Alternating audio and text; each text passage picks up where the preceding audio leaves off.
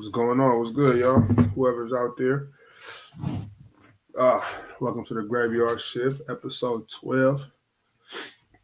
Man, yeah, that was a hell of a game, wasn't it? I don't think I don't really think the score displayed the ass whooping it really was. Miami gonna have to wake up quick if they're gonna get this one done in 6. I'm gonna give everybody a little time to start getting in here.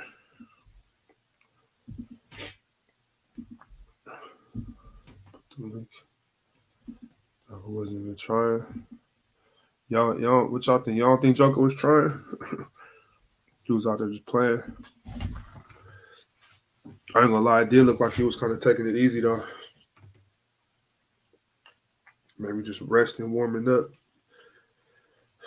That looked pretty convincing from Denver. Bam looked like he wants to be aggressive though, so that's good. Bam was being aggressive. Miami missed a lot of open shots. Like they would have hit some of those. They would have hit some more of those shots. It would have been a better game. I'm not saying they would have won, but I mean that's what happens. You make shots, you score more points, so in turn you end up winning the game. So yeah. Hold on, Tim in here. Let's pull up Tim. Let's get straight. Big Ox was good. See that guy? Yeah, I was watching that game. Much better game than that. Yeah, man, that nigga Max Struess, man, he was like 0 for 8 in like the first quarter. Like he was terrible. Kevin Martin played bad. They was just missing shots. Yeah. And man, Miami is too small, man. Too small, man. They smaller all around the board. But you know what, Big Ox? Miami might have found something late in that fourth quarter, man. What is that they found? That zone. That Yeah. zone was killing the Nuggets, man. They couldn't do shit out of that zone, man. So and on top of that, and when Spo inserted what's his name? Highsmith. Oh yeah, he came out shooting, huh? Yeah, he gave them some good quality minutes, man. Defensively too. You know what I'm Yeah. saying? So I don't know, man. Miami gonna have to figure it out. All I know is I don't want to see Max Drew starting again in the NBA Finals. He cannot start again. You don't think he just got to wake up or something? He just, you know what I'm saying? Man, I don't know, man. I like Highsmith better because of his size, man, on defense. You know what I'm saying? Yeah. Because I just feel like if the Nuggets or if the Miami Heat wanna wanna beat the Denver Nuggets, man, it's gonna have to be on the defensive end, man. They too small. Man, I'm talking about, man, you had Gabe Vincent or Aaron Gordon in the box, man. Like, and Jokers was just picking their ass apart all night. Yeah. And then you know what's crazy, Big Ox? Miami did the same thing the Lakers did. Whoever was on Jokic in the post, like if they got a mismatch, dudes, they will overhelp and leave a shooter wide open, and Jokic to get it right to him. I'm just like, damn, man, like y'all, bro, you can't double Jokic. If you're gonna double Jokic, you got to double off of Aaron Gordon. You can't double off one of those shooters. These niggas leaving MPJ, KCP, Bruce Brown wide open. Spoelstra got to go back to the drawing board. He got to get in the film room. He got to figure something else out, a different approach, I guess. You know what I'm saying? Yeah, Return to Home says that Hero said he coming back game 2. I don't know if that's I don't know if that's true or yeah. They said he might come back game 2, but is that gonna be good enough? I mean, I was talking about that with somebody earlier. If Hero come back as trying to plug in right where he left off, I don't think that's really good for the flow of the team. But I think they should use him as more of a spark. You know what I'm saying? Let him come in, maybe a couple at the beginning of the second quarter and come in and just put him on one side, put the what's his name, Duncan Robinson on the other, and see if they can get something hot. You know, get the spark in some three balls or some type of quick burst, but he don't need to play a gang of minutes though. I think he should Yeah, just come and be a spark plug. but that lineup on the floor though is crazy though, man. Because them niggas cannot guard Denver though, man. Yeah. And then it's another thing I want to say too, man, about my man's. I'm chilling. Just call my phone. All right. But another thing I want to say too about my man's Jimmy Butler, man. Bro, Yeah. 14 shots, bro. I don't 14 know. shots, bro. Sometimes Jimmy get in that mode where he just trying to get his team involved, get them hot, get them confident. I think he went a little overboard, and I don't think Jimmy got that on off switch. You know what I'm saying? Like he just got to go for the jump. Bro, he gotta assert himself immediately. Like he scored. This one I thought Jimmy was gonna go crazy because he scored the first five Miami for Miami. Hit a three, got a two. You know what I'm saying? So I'm like, oh yeah, he gonna be cooking. Yeah, Was non-existent for the rest of the game, bro. Like you're not gonna beat Denver Nuggets, bro, by only taking 14 shots. Bam Adebayo, if I'm not mistaken, I believe Bam took like 25 shots or something he like did. that. He Like took 25. I believe it was 13 for 25. Like that was a wasted effort by Bam because I don't think Bam is going to be able to drop another 25 in this series again, man. Now you don't think so? I see like a 20 and 10 from him maybe, but 25, man, I don't see it, man. I don't see it. But I mean, if Jokic is going to continue to play him that way, I expect Bam to be aggressive. But I don't know. We're going to see. But yeah, man, it was just man, Denver, man, they too big for them, man. What's it looking like? You think Denver finna just walk through there? Yeah. I got to see how game two looks, though, man. What it was? You think Miami was tired? You think Caleb Martin was tired? You think these cats tired? That's why they can't hit their Probably shots. they probably was probably so, but ain't no excuses now though, man. This is the NBA Yeah. Finals, like you know what I'm saying? Hey, They gonna have to get in that training room and recover. You know what I'm yeah, for saying? They sure. got to Yeah, for recover, sure. take some ice baths, just get massages, relax. Shit, get one of them IVs or something. Make sure they hydrated. Yeah, what threw me off though is that Spo kept going with Struce. Duncan Robinson, he was getting in the game. He was giving them quality minutes. You know what I'm saying? Hit a three. You know what I'm saying? Make a nice pass. But I just feel like Spo just wrote. Spo is like an old school head coach, man. He gonna stick to his guns. You know what I'm saying? So I feel like he played Max Struess in this game way too long. When he missed, when he bricked all those shots, man, in the first quarter, man, you gotta yank him because he's not giving you nothing defensive, man. He's food on defense. You know what I'm saying? So if he's not hitting shots, you know what I'm saying? Like they're just unplayable. You know what I'm saying? Same thing with Duncan Robinson. Like if he's not hitting shots, then bro can't be on the floor. You know what I'm saying? So Spo got to have like he got to have like a quick trigger with that. If they not hitting shots, bro, you got to get them out the game. Is Caleb still hurt or something? I don't know. That's why I'm like, why isn't K Love getting any type of minutes? I'm not understanding. I'm not understanding that. You know what I'm saying? He can be a pick and pop guy. You know what I'm saying? I'm just not understanding this. I mean, Caleb is still a good rebounder. He's a big body. He's strong as hell. I'm trying to at least somewhat match their size because like just like you said earlier, that was Denver's huge. They got Yeah. Jokic as a footer. MPJ and Eric Gordon are both 6'10". What's KCP like 6'6", six Yeah. five at the smallest. Jamal Murray 6'3", 6'4". Like they got a big squad. Mm-hmm.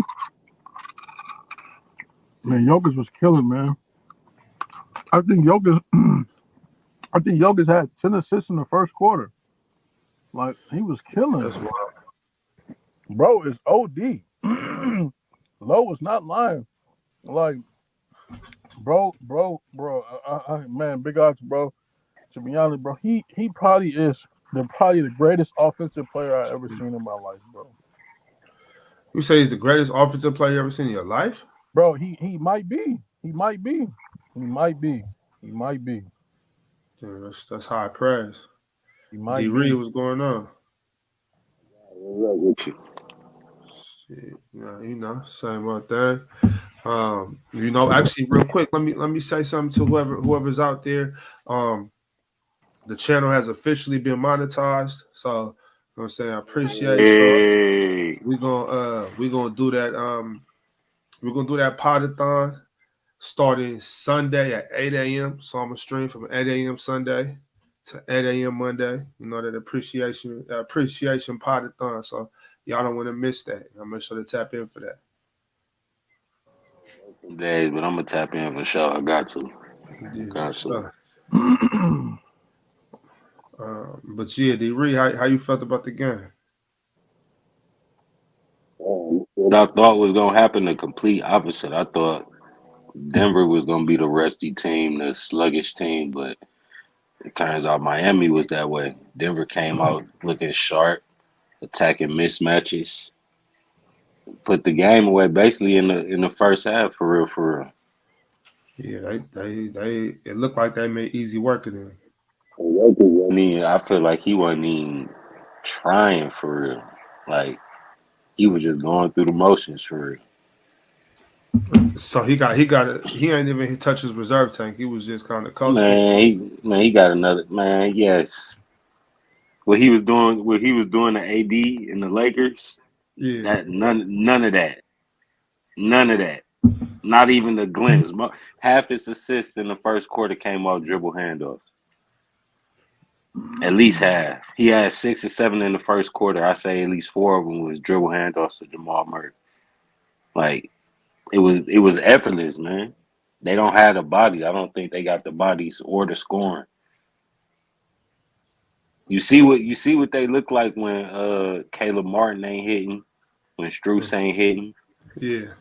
Jimmy Butler ain't aggressive. Like he picked the wrong. Like if they not hitting, that's when you supposed to have your 50 balls, your most aggressive games. Like you fell back just like they did. Yeah, he got to take over when he see that they not coming through. Yeah, he was being too assertive. Forget all that assertive stuff, bro. You gotta get it done. And I Yeah, I believe think and I believe he can. That's the crazy thing. I got a lot of faith in Jimmy. Like just like he said in that bubble, like bro, y'all gonna have to play damn near perfect to beat them. Like, and so Jimmy, that means bro, you got to shoot more than 14 times, bro. You got to go to the basket. They have literally no rim protector. Like, you should be living at the rim. Like, I'm not understanding this. He's 14 settling. shots He from got Jimmy. That's unacceptable. he got Jokic on him. He's settling for 17-foot jump shots. I'm like, oh yeah, he packed it in. Like after that first quarter, I'm like, and then bro he didn't touch the ball in the fourth quarter until it was like 4 minutes left. I'm just like, oh yeah, Jimmy packed it in. He got to be tired. Jimmy got to be for the fatigue setting in. He got to recalibrate, Yeah, I regroup. wonder if that ankle really bothering him though, man. I know he said he ain't gonna make it a no excuse, but I wonder is that bothering him also. But that still don't give him no excuse. You on the court, bro. Shit, you got to get it done. I think he only had what like 16 points. Unacceptable. Unacceptable. 16 points. Now How that many Think so. times? Like how many games can we expect Bam to play like this offensively? That's You know what what I'm I'm saying. saying? Like D Reed, that's like this. the same. That's what I told Big Ox too. Like, bro, that was a wasted effort because I don't think he's gonna give you another 25 this series. damn. I thought you know what too. He just not big enough. I thought maybe he could use his athleticism and quickness on Jokic, but Jokic is he backing him down. He too Bam ain't gonna be able to slow Jokic down. They got to try K Love. Got to try. They got to just go bigger. They need another big in there with him, a K Love or Cody Zeller. And Yeah, he got Neesmith, Neesmith, I like him.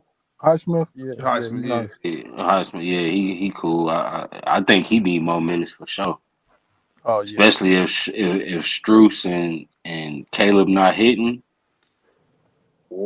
He a smart player. Like he one of those do it all type players. Dive for loose balls, guarding 1 through 4, time offensive rebounds. He do all the little stuff. So Well, he gonna have to do something. when I seen the starting lineup, I'm like, they have no shot. You tripping? Gordon is the same size as the Heat starting as Bam. His same size. And then I don't like Gabe Vincent guarding Jamal Murray, bro. I don't like that. Who he gonna guard? Shit, That's why they gonna lose. KCP. I have Vincent. That's why you gotta have Highsmith starting because I put so Jimmy's gonna guard Gordon, Bam's gonna guard Jokic. I have Gabe guarding KCP and Caleb guarding Jamal Murray.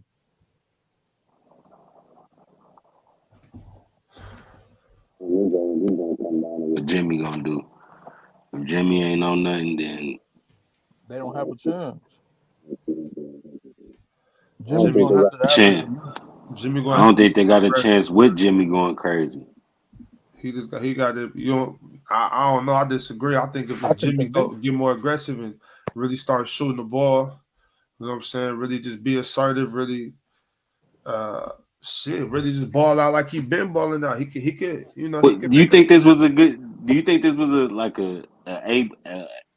effort game from Denver? Like I don't even think this yeah, was a I would have to assume so. You know what I'm saying? It's the first game of the finals. I would have to give them respect to, so that they was playing, playing full effort.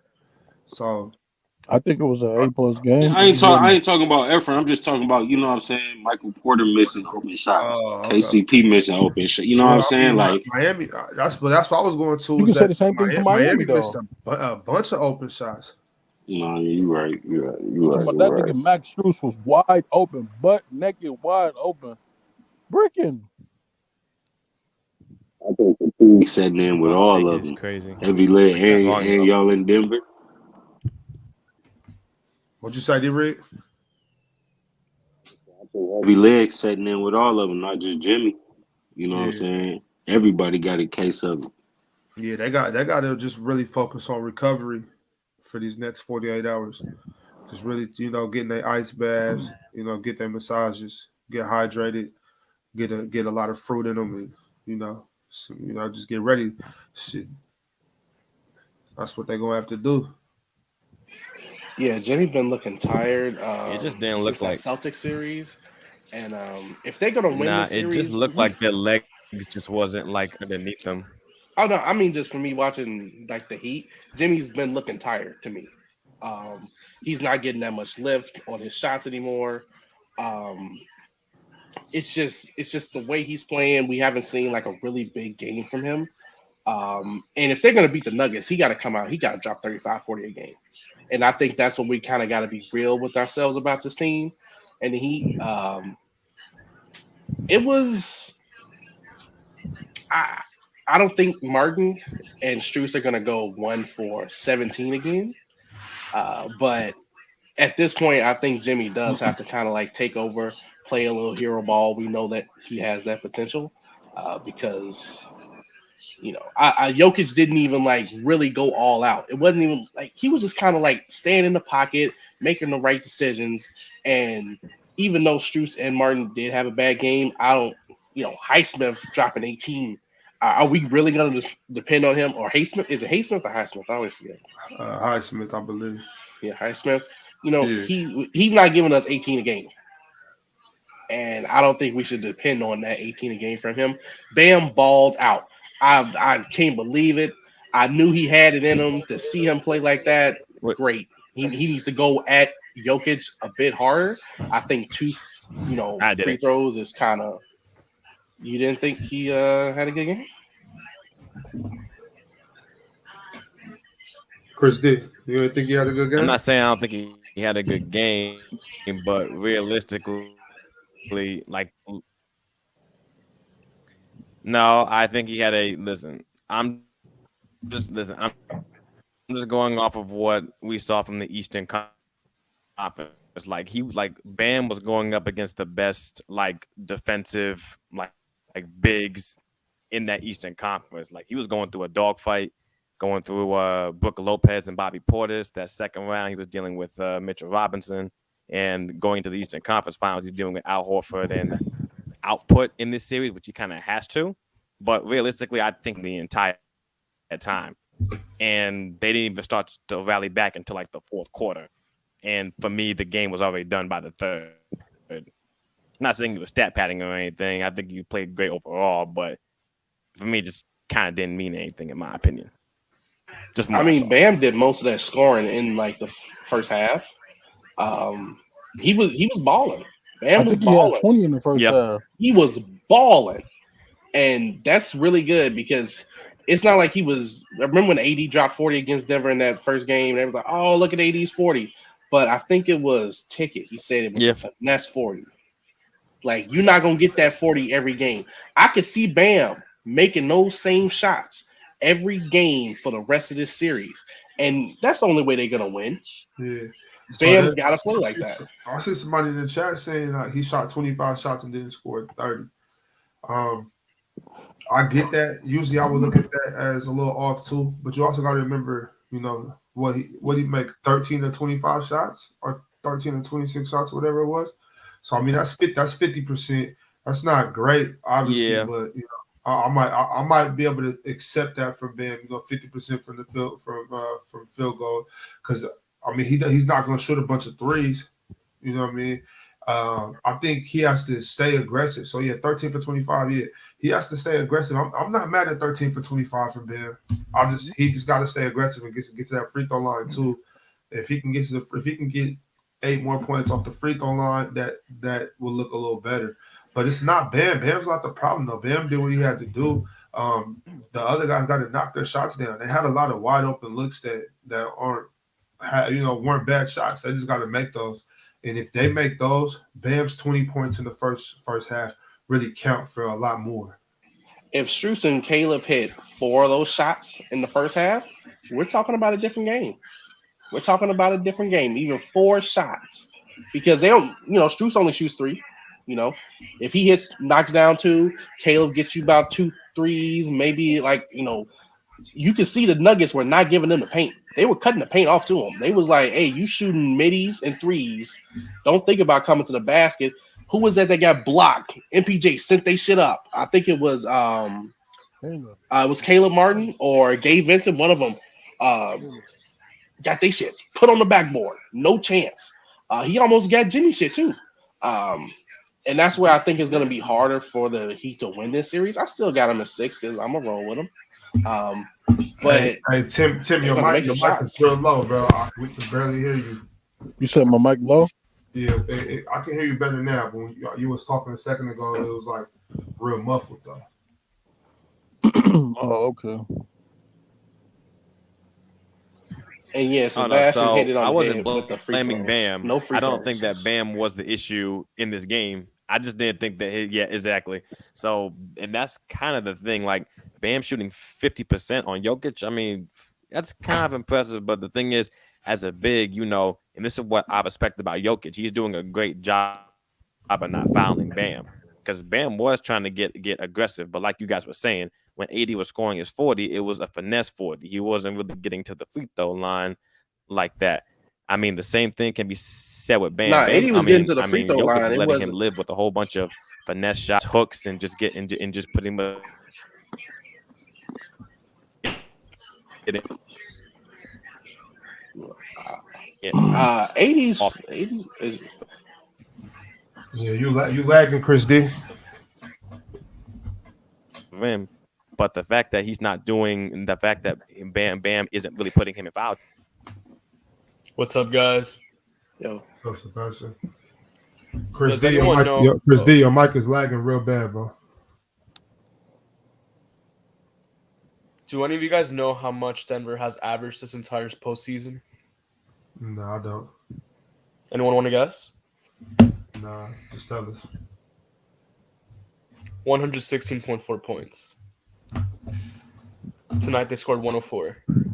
So if you're looking at this entirely, I just believe Miami played really bad the first 3 quarters, and the people that get the most to blame are Strus, Robinson, and Martin.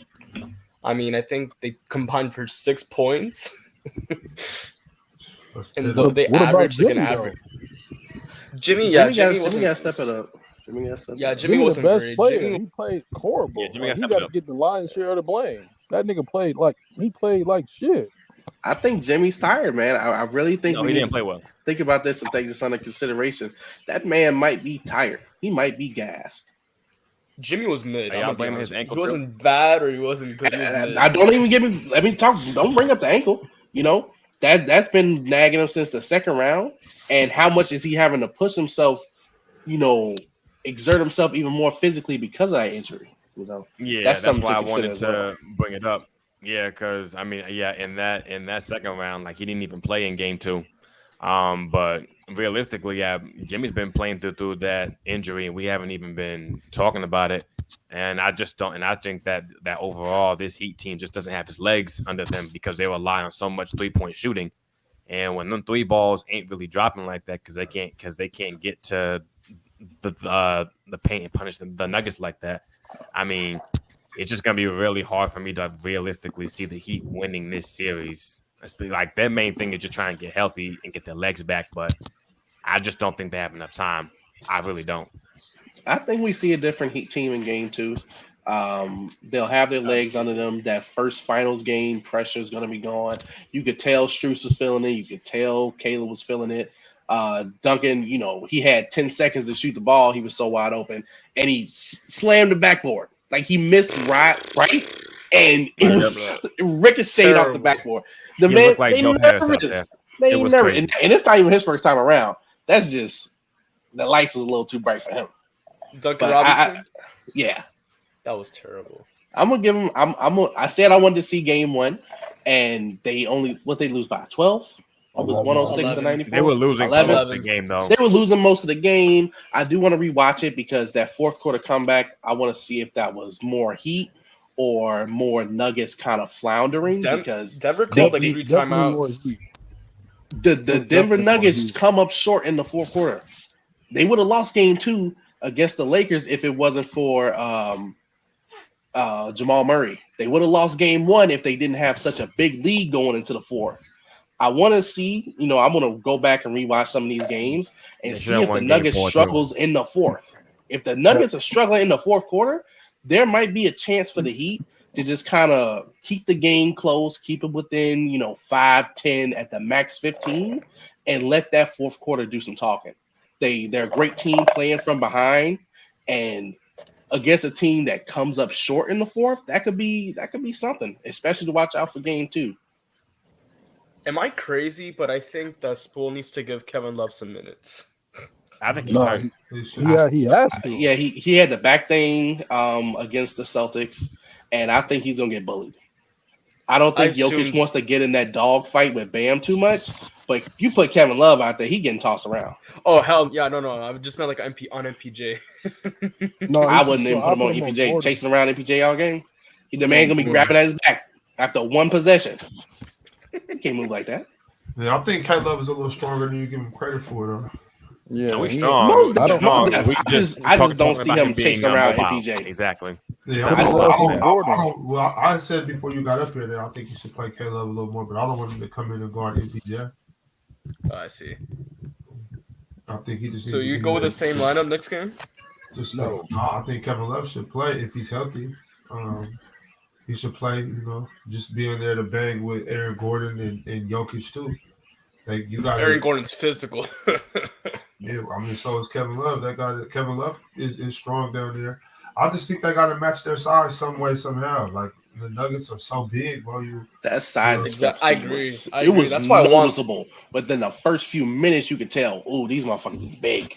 I mean, they're bigger than them on every possession, bro. I agree, Alex. That's why I kind of wanted Love to start. What's called? I have these like matchups for the starting 5. Do these make any sense? All right, so I had was it Gabe on Caldwell Pope? I had this guy what's it called? Martin on Gordon, Bam on Jokic, Jimmy on Murray, and who am I forgetting? Kevin Love on MPJ. I don't even think you can start Caleb at this point. No, you cannot put Kevin Love. I want to ask you a question real quick. Real quick before you do, Chris. What's good, Reggie? Yo, what's good, fellas? How y'all doing? All Yo, right, yo, all yo. right. Shit, All right. happy you jumped up here. Appreciate it. I got a question at the Chris here. Yeah. What's up, Chris? How you feel about Tyler Hero coming back potentially in Game 3? Do you think that he's gonna alleviate some pressure? Yeah, well, I mean, if he's cleared to play, if he can physically go, then they need to play him. I don't think you put him in there and try to run him his regular minutes or start him, throw him straight in. I think you try to see what his jump shots looking like, get him in there, and try to have him be a quick spark. Maybe come in and play if he comes in game 3, let him come in game 3 and play 12, 13, 14, maybe 15 minutes and just come in and just shoot the ball. Move the ball. Don't be a ball stopper. Just run through the offense and be a spark plug. I think that's the best option right now. Realistically, I do want to ask. So, do y'all think that Tyler Hero plays better coming off the bench, or do you think he's better as a starter? Because realistically, in my opinion, I do like him. I think off the Exactly. bench. Right now off the I like bench. him better off the bench. Yeah. I don't know if it was a question, more of a thought. Do y'all think that this was like a filler game for Miami? What I mean is that they was kind of trying to fill out like how Denver would play against them, because Jokic was chilling, Murray went off, the shooters was shooting, they was doing closeouts, but Miami wasn't really playing Miami ball. So you think Spo like just kind of gave this one away, go back to the drawing board and make adjustments in this game? Because that's what it looked like to me. I wouldn't say he gave it away. I wouldn't say he gave it away, but yeah, I can see where you're coming from. I can see that maybe he was like, let's try this. yeah, And, I don't think it was too much. I'll say this: I don't think it was too much stress in game 1. No, he was. because I mean watching Jokic, you know what he do. Like, we have to win this. Yeah, like you know what Jokic do, but being in there, is different. So it's like Spo was like, all right, because Bam, nobody expected Bam to go off for 25. Like, Nope. shooting the mid range consistently. No, not in this series. Being aggressive. Jimmy not being aggressive. So it's like I think Spo can go to the drawing board. Then I think next game they might continue to go to Bam, and I think Jimmy gonna be more aggressive, and then that's gonna get them shooters open and get them back their confidence, because they were shooting with no confidence. Yeah. I think Bam needs to attack Jokic just like he did tonight. The only issue is the fact that Bam cannot put Jokic in foul trouble. But Jokic, again, he's doing a great job at not allowing himself for Bam to get physical with him to even put him in those situations. Because his 25, again, 25 on 25 shots, a lot of his shots were like finesse, mid-range, or him getting hook shots off the rim. He wasn't really bulldozing into his chest to try and draw a foul. It was like open shots, yeah. Yeah, exactly. So Jokic, I think realistically he'll live with that. And then if he's going to give you back a 27-point triple-double in advance, I mean, it's always going to beat out Bam every time. Yeah. Real quick, if you just came in, if you haven't been here yet, do got an announcement to make. We will be doing the Podathon, the live viewer appreciation show. It'll be a 24-hour straight pod. We are officially monetized, so just a viewer appreciation, just to show some love to y'all. I will be doing a straight 24-hour podcast. If y'all live show, y'all are more than welcome to all drop through. I will be dropping the link. The link will be pinned at the top of the chat. That show will be Sunday, 8 a.m.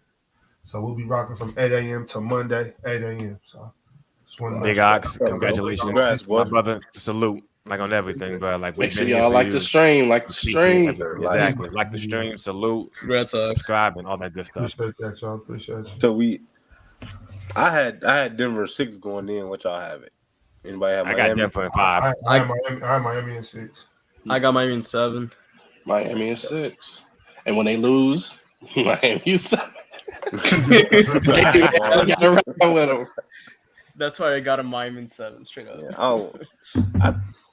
I think the Heat can get 2. Now, if the Heat get 3, then I think Denver in trouble. But they got to keep it to a minimum of 2 games. Yeah. So, Yeah, I think that he could pull it off, man.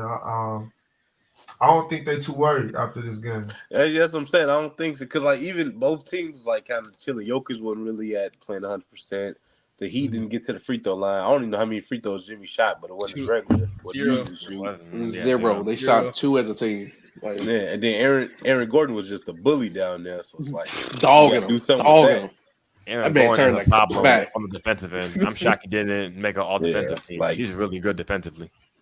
And then they double teaming Jokic while I'm doing that because I don't. Bruce Brown is not a shooter, but if you leave him open, I mean, he in the NBA, he made it for a reason. Yeah, You know what I'm saying? shots. So you got to know your personnel. So Miami, they got a rough one there, but I think they can get 2 out of it. Who do you guys think should guard Gordon if you're Miami? You gotta start Highsmith.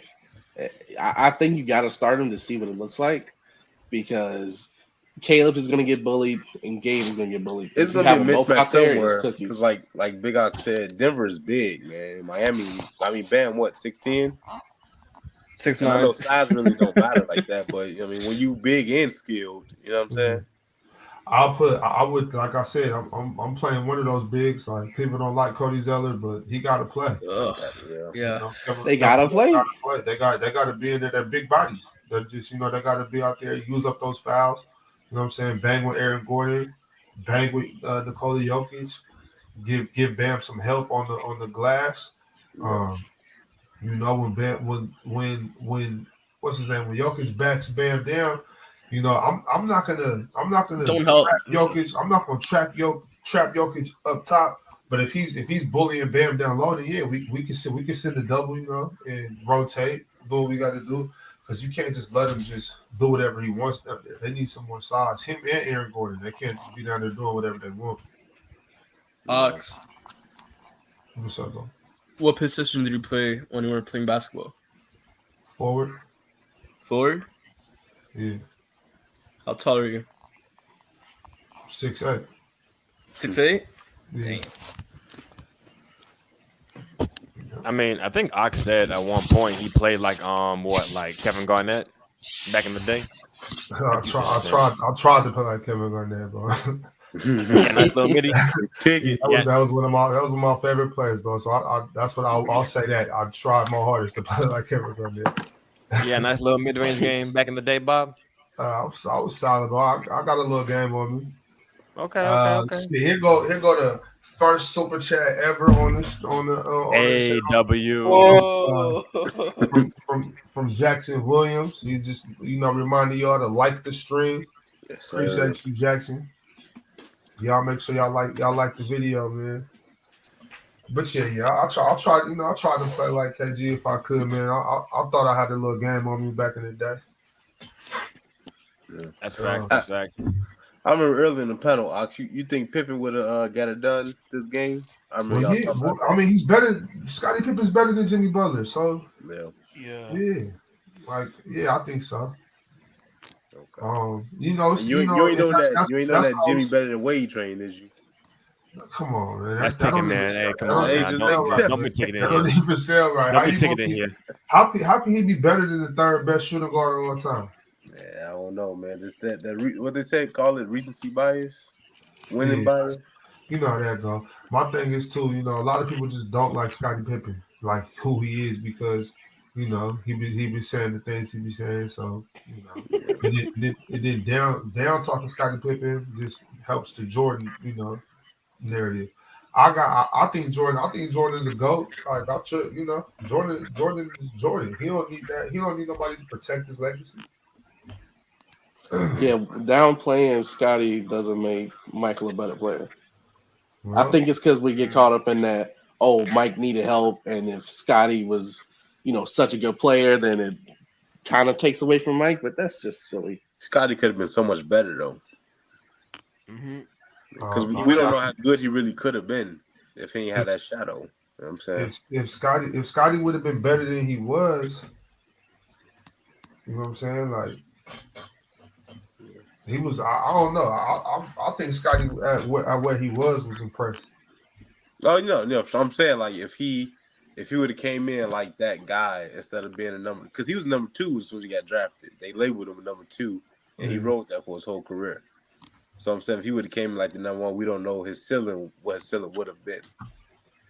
Reggie, I do want to ask you though. So, what teams at that time do you think that Scottie Pippen would have been a legitimate number 1, like in like on like a championship roster too?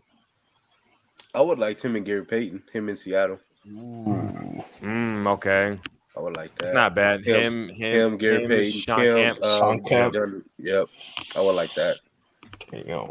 I think they could have made some noise. Him and Barkley, him and Phoenix. Would he be a number one on the Knicks? The thing about Scottie is he could have played with anybody. I'm saying, yeah. His skill set definitely, because he was so versatile. So I agree with y'all there. Do y'all think that he would have been the number one on the Knicks with Patrick Ewing? Well, I mean, Patrick Ewing, you're going to dump it down to the big fella, but Patrick Ewing would have made it easier Scottie would have made it easier for Patrick Ewing. No, he would have. Yeah, that's what I'm saying. Yeah, because now you going from a forward and guard play that's both on the wing to a big and wing play, so the style would be different. So it'd be like a 1A, 1B at that point because you got 1A down low and 1B at the top. You know what I mean? So it'd be a different dynamic. Pippen be the 1B? Would Pippen be the 1B just because he would be getting drafted later on that team? And Patrick Ewing back then too, you got to think about the gameplay. It was a big man game, so you ain't gonna get his touches regardless. Yeah, of course. Yeah. Hey Reggie, do you have Scottie Pippen over Kawhi all the time? Yes, I do. I have Scottie over Kawhi based off the longevity. That's what I was just gonna say. And I ain't gonna hold you. That's fine. I think Kawhi had a little more skill, but because again, he came in when the game was evolved.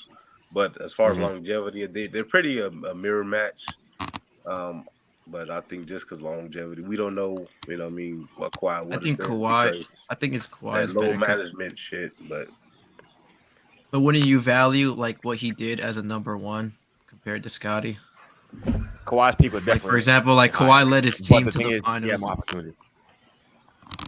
And I believe that Kawhi, his best years as a playoff performer is better compared to Scottie as well. I think the offense. I believe that the offensive gap between Kawhi and Scottie is bigger than the defensive gap too. Yeah. Because I know Scottie Pippen's a better defender than him, but Scottie Pippen's the best wing defender, and Kawhi's give number you two. some slight pushback on that. Kawhi did have more opportunities as the number one option though compared to Scottie. As what Reggie was saying, Scottie never got many opportunities to be a number one on his own team. So we'll never really know specifically what his true ceiling would have been as a number one. It could have been every bit as good as Kawhi, but for that 1 year, he ain't the best. Yeah, exactly. Best 2-man in the league for nothing. He wasn't no slouch, but I just it's hard to compare. Yeah, they need. What do you? Is he in your top? Is he in your top 25 to 30? Scottie? Well, neither one is. Neither one is no. Kawhi's not top 25. He's not in our top 30 or Scottie Pippen. I think they're both in my top 30. I got him definitely top 35. Well, Scottie and Kawhi closer in my top 30, top 35. They're more up there, but I got a couple guys ahead of him. Yeah. I do respect Scottie though. Absolutely, I do think that he's. I gotta go back and look. I think he's in my top 20 though, Scottie. I think I got Scottie in my top 20. Who do you got more all time? Wade or Kawhi? Wade. Congrats, Alex, and being monetized. Is today the 24/7 stream, or when you going live the 24 hours? No, 24-hour stream. The 24-hour stream is going to be this coming Sunday. This coming Sunday at 8 a.m. Time list. 8 a.m. Yeah, we're going to go at 8 a.m. to the next 8 a.m. Yeah, so yeah, we 24-hour stream, bro. That'll be, like I said, this Sunday at 8 a.m. So, y'all all pull up, come show some love. It's all for the viewers, like my man Donovan Samuels here. Congrats, Ox, on being monetized. I appreciate that, Donovan. Good looking, man. It's all because of the viewers, man. So, like I was saying right now, y'all pull up on Sunday at 8 a.m. Yeah, this coming Sunday, June 4th. We will start 8 a.m. and I'll go to at least 8 a.m. on Monday. Is Sunday game 2? Is Sunday game 2? Yep. It is? Yeah. Y'all could do a watch party. Watch it on a different screen. It's gonna be something going on, So I know the game. Hey, the game will be on. I know I'll be here. So Fire. Salute, fellas. What's the word? Salute, Ox. What's like up, the beam. contact? You know what's going on? What's going on, What's man? happening, fellas? What's the word? What's up, contact? Did y'all think because I didn't after I saw game 1, like I don't even think the Nuggets played at their best. Like especially Jokic. I think he can be better as a scorer in this series and also as a rebounder too. Bruh. I'm not gonna lie, just to add on to that, like I feel like they only went through 2 gears in that game, honestly.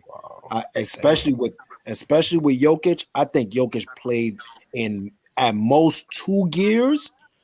And I don't think they even went through their third options yet. Like, you know what I mean? Like their third counters. It was really just Miami. I mean, the first option was there because they was creating so many mismatches. You know what I mean? Especially with Aaron Gordon. Aaron Gordon decided, all these guys is little. All of them is babies. Yeah. Same thing with MPJ. The dude was just hitting shots after He shots. took that Dwayne Wade. Remember what he did when he violated him on the slam dunk contest? Yeah, he took that personal, bro. He took that personal. But also, like in the Heat defense, they were also playing 3-on-5 on offense because Max Strus had 24 minutes, 0 points, 0 for 10. Caleb Martin, like 25 minutes, 1 for 7, 3 points. Strus messed up. They were literally bro. I don't want to talk about. I love That's what those are called bum. That's what happens. That's what happens when you have a whole bunch of activity, undrafted bro. players on your team. When it comes to the finals, they're not going to show up. See, I don't like that. I don't like that narrative though. I don't like that. There's no. I wouldn't say that. I wouldn't say that. If you show up in the Eastern Conference Finals, you can show up Exactly. in the finals. Exactly. They've done it this far. So Game being 7, the closeout being undrafted has nothing to do with it at this point. Because the person that should have been being aggressive wasn't Jimmy being Butler. aggressive. That shouldn't be he had 28 in that closeout game against Boston. He ain't had a little 15. He had 28. No, Jimmy was Game bad 7, too. East Conference Finals. So Literally, everyone had a bad game besides Bam. I Maybe agree. Gabe Vincent, Kyle Lowry. Yeah, those are the 3 guys. True, but once again, I just want to say my stance on that has nothing to do with where they was drafted. Though. Right. yeah, no. Yeah, once you get each of them to prove that they could ball. right. They proved they ball because they got there. Right. And then on top of that too, they not only did they get there, but they did improve throughout the year. You know what I mean? Like, they definitely improved. But the thing about it is just the mismatches and the fact that MPJ, and I think we talked about this too on the stream, Alex, where MPJ, we talked about him being an X factor, and especially on the rebounding. That's what it is. That's what really makes that team big, is when MPJ is engaged and he's not allowing, Miami to be competitive on the boards. It's just a clear cut. We're bigger than you. We're gonna show you we're bigger than you, and you can't do nothing to do about it. That's why K Love got to play. Even Cody Zeller got to get more minutes. Yeah, he got to get more minutes. Paul gonna make some adjustments in this game. He ain't going out like this again. I still got Denver, but it ain't gonna be this. You see, Highsmith, dude, he had 18 points, and he was Highsmith got to get some minutes too. He's playing great defense too. He got to get some a lot of those points were open, the last couple minutes of the game, open threes. I'm not trying to take away from him. I'm pretty sure he could, shake up the game a little bit. Yeah. But let's not base base it on those 18 points, though. Miami cut it down to 10 with like 9 minutes left in the fourth. So they And Bam blew a layup, man.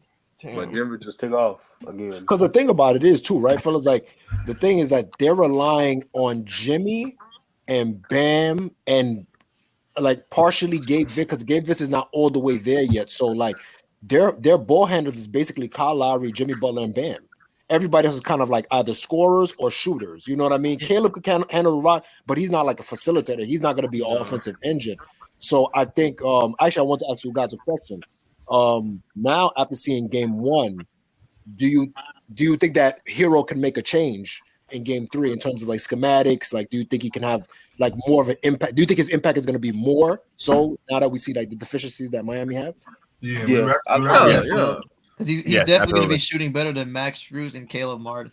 Not even shooting. Like the thing is, they'll have another ball handler and facilitator out there that can actually galvanize the troops off the bench. A guy that can actually penetrate, get to the hole, depending on how healthy he actually is. to kick out to those open shooters, and he can't get to the rim at will. Again, it just depends on how healthy he is too. And on top, go ahead, Rich. My fault. I'm saying it's as a hooper, you don't want to give the offense or defense the same look. So it's a new look. Like I said earlier, he can come off the bench, give you a good 15 to 18 minutes, be a spark. You know what I mean? Get a couple shots in. They can go small ball and run because Jokic ain't gonna run. You know what I mean? So they gotta outrun Jokic and get him in foul trouble. So I think him coming off the bench playing a good 15, 18 minutes to get a defense a different look and give him that spark that Miami need because Butler and Bam can't do it by themselves. And on top of that, especially that they're not going to be aggressive, you know what I mean? And the thing about it is that the space that Denver does give, because obviously Denver's not playing drop coverage, but they're kind of playing they kind of do it like this where they'll do like a slow hedge, like a light hedge, or they'll do a high hedge and they'll pre-rotate and they'll give Jokic enough time to rotate back. But the thing about it is that Miami is not either splitting that trap, that trap, or they're not moving the ball fast enough to get some extra rim pressure on the backside, so they're able to rotate quick enough. If you notice, Denver didn't even have to do that much rotations, and they were just either getting like standstill shots because Miami wasn't moving around that much. It was kind of like one action and that's it. They play slow. Denver play fast. Yes. So it's two speeds in basketball, slow and fast. That's it. Right. Denver is, they run a gun. They know that sometimes they stop the pace, but most time they run a gun. KCP find an open shot, MPJ a chucker, so he gonna shoot regardless. And Miami play slow. You know what I mean? Jimmy like to get to the mid range, but he can't because you got a big 7 foot. You know what I mean? They got Aaron Gordon down there, so. But Red, there wasn't even. Here's the funny thing: they was giving Jimmy some spots to pull that midi, and he wasn't doing. And one thing I will say is that Tyler Hero will pull that midi. That he will shoot that midi, like Gabe Vincent has been kind of doing. I think Tyler Hero can shoot it at a better clip than Gabe Vincent. Why do y'all think that? Now go ahead, Sebastian. Sure. All right. Yeah, go ahead. What's your guys' take on the whole altitude is killing Miami narrative? Well, it's not altitude. It's Derek White. It's Derek White. If somebody would have put a body on Derek White, and they could have got out of there in Game 6, they'll be that much less fatigued because they would have never had to go to Boston and play Game 7. They would have got 48 more hours, and that 48 more hours would have done wonders for their legs right now. For their legs. I'm telling you that Miami is tired, and they should be. Yes. Especially compared to Denver. Denver literally had like 10 days off. Well, I think they had 11, bro. That's like 11 to And it was evident to see, right? Like it was you saw like Denver was, and that's why I said, it looked like Denver didn't try because you guys are right. They were well rested and they only had to go to their second gear, and their second gear was good enough. Yeah, they're basically up by like 24 by the end of the third. Bro, by halftime, I'm gonna say this: by the first quarter, I was like, this is not gonna look good. And there was only down 9. I was like, this is not gonna look good because the one thing that I noticed is that Denver they are successful at hunting mismatches, and they will spam it. Like they'd have no problem. Like Jokic will not. Should. Yeah. He won't disrupt the offense. If they see a mismatch, we're gonna go to Aaron Gordon. He's gonna go. Oh, MPJ got a little mismatch. I'll go to him. Oh, we're gonna take Jimmy away from Jamal Murray. Now me and you, DHO, we're gonna go crazy. You know what I mean? Mm-hmm. And then finally, now and before, that's what I used to kind of say. I used to say it in a bad way. It's a bad use of words. I used to say Jokic used to get garbage buckets, in my opinion. But what I mean is, and I'm gonna change what I mean, is that he goes through the motions of the game. And that's why sometimes to me it looks like he's not aggressive. But in his mind is kind of like, nah, I kind of get it. Like as a point guard, I kind of get it. If my guys is going, why do I need to kill for? My guys are going. I don't need to kill. I'm just gonna abuse whatever matchup we got. You know what I mean? So he thinks like a point guard. So I gotta evaluate him as a point guard. I can't evaluate him as other than a point guard. Like he's literally a 7'2" Steve Nash. So you think that he's a killer, but as a point guard instead of as an actual center. Right. He's a point guard, but he has that. He's a killer. Don't get me wrong. Yeah, absolutely. Right. He'd rather be a point guard than a killer. He had 10 I'm mad at points at the half, and there was up by like 16 or something. Yes, like that. but the whole pace, he controlled it. The whole Ain't pace. nothing but bigger Luca. That's all he is. No, I'm sorry. I think Jokic controls the pace far better than Luka. Yeah, I think he controls the pace better than Luka. I'm saying they got the same style. Luka's Oh, I see what you mean. Yeah. Very slow, like methodical. Jokic better than Luka's. I'm saying, but I'm saying they got the game. I got you. They got the same style. Yeah. But Yeah. it's not a rhythm. It's an offbeat, slow. Yes. You know when he gonna shoot. You know. You don't know when. Yeah, right. You play at his pace. But the thing about it is too, I think, and everybody kind of knocks on Luka, like, oh, he didn't do anything this year, blah blah blah. But it also takes, teammates that you trust, right? Passing comes from trust and rhythm, right? You can see the defense, but like, do you trust your teammates to make that same read? You get what I'm saying? Like, I can see the floor a certain way, but you may not see it the same way I see it. You get what I'm saying? Or you may not notice the certain, like, if a person turns their head 1 quick second, I'm gonna backdoor cut. You know what I'm saying? Right. So if you don't trust your teammates, you're gonna be hesitant to pass the ball. Like, Luka puts up a great assist, but his playmaking has regressed from when he first got to the league. I think Luka was a better playmaker initially when he trusted his teammates more and he passed out of those quick hitters instead of now where he's holding on to the line, scoring more, like, you know what I mean?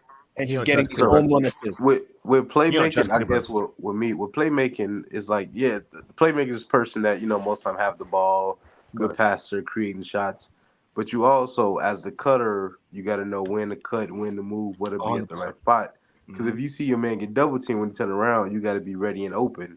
Jokic is just a good job of knowing where his player is going to be at because they know where to be at the right spot. Right. So, if let's take Jalen Brown, for instance, we know he's horrible when he getting double teamed when going through traffic, right? Right. So, he's a bad playmaker, but also his teammates, when he drive, they stand still, they don't cut, they don't move. 100%. I agree with you. Yes, you know what I'm saying? So, just like the play when Jokic passed out Bruce Brown, they double teamed him. He turned and he knew exactly where Bruce Brown was going to be at that moment. You know what I mean? So, it's not just about the person with the ball, it's about the person. There's a thing about Jalen Brown. Yes. What's up, off ball is a thing. Did y'all see the clip about the dude from First Take? He named 25 players better than Jalen Brown, and Stephen A was just like freaking out. I think that's I think that's fine too. Oh, they did that. They did the 25. Yeah. It was recent. There's not. It was like JJ Redick. They doing that. Just they biting the style. Again, this is all recency bias. They studying the style. No, they I don't know. I think that's what happens when you obviously he had a very bad game 7. He had 8 turnovers. Yeah, we saw it, but that happened in the This is all my Conference Finals. Game 7 of the Eastern Conference Finals. You know what I'm saying? So like, let's not act like. I don't know. I think you can name 20 players better than him.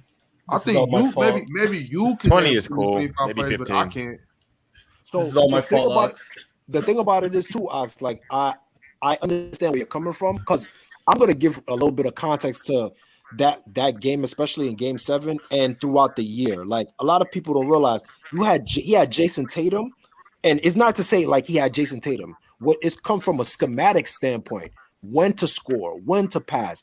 If you got Jason Tatum taking on the role of the playmaking and the facilitating of the offense and being more of the offensive engine, now when he's hobbled but he's on the floor, it doesn't give like how can he know how to maneuver? He doesn't know what Jason's gonna do. How much can he be effective on the floor? Is he a catcher? Chemistry, man. You know what I mean? It's a lot of chemistry and there's a lot of rhythm. So now Jalen Brown's like, yo, I got to make it happen. I got to do this. Now I have the responsibility of being the offensive engine when I didn't have that he has never had the opportunity to be an offensive engine at all.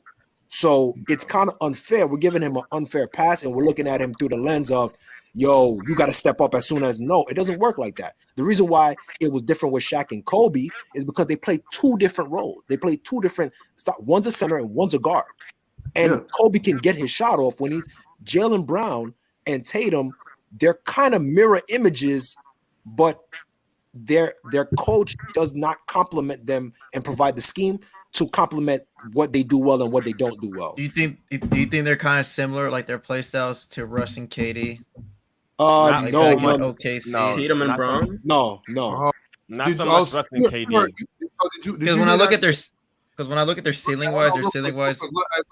love the game.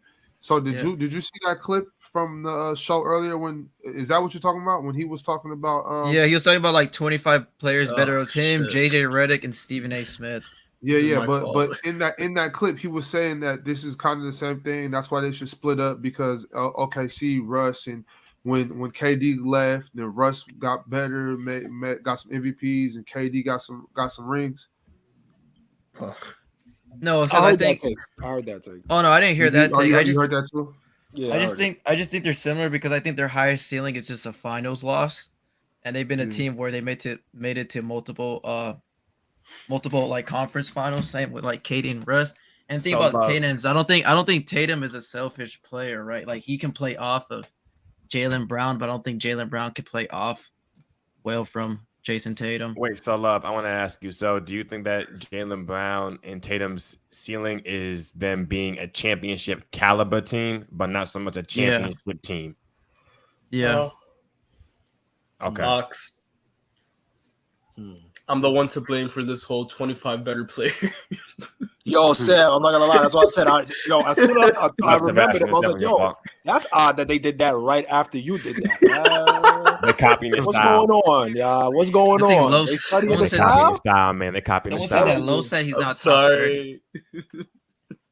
No, but listen, the thing about it is, and we was actually talking about this on Dubstream earlier.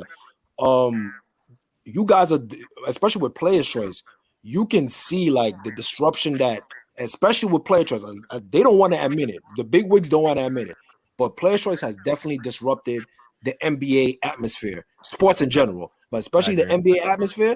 You see the conversations are swinging to like conversations that we have on this stream, conversations that we have on Dubstream, conversation that we have on PC. Like you can see that the conversations are getting a little bit more nuanced, right?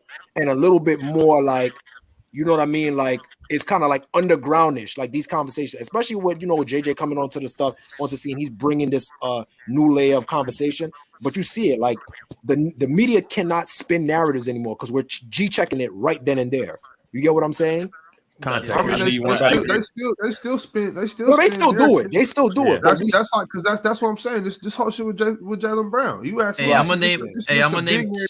And on top of that, it's like they doing it now, but let's be real though. Like how can you say these things about Jalen Brown now just because of what happened in Game 7?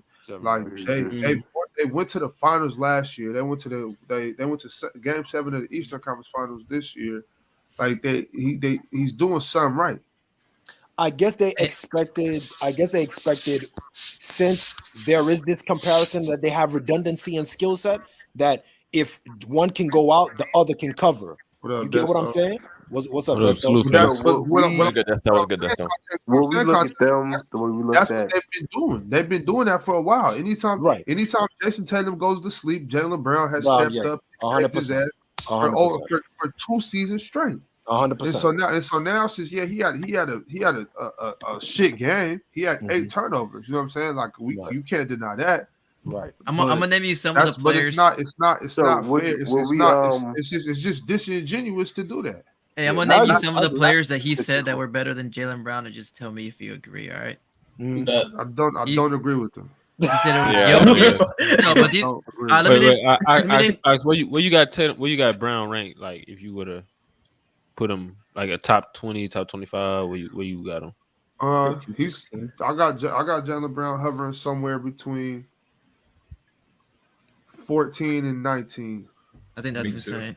14? Probably 14 and 18. These were some of the names that he was saying. I haven't wrote it down. Right. He said it was. Let's get the obvious ones out of the way. Jokic, Giannis, Kawhi, KD, Steph, AD, Embiid, Tatum, Jimmy Butler, Damian Lillard, Devin Booker, Luka.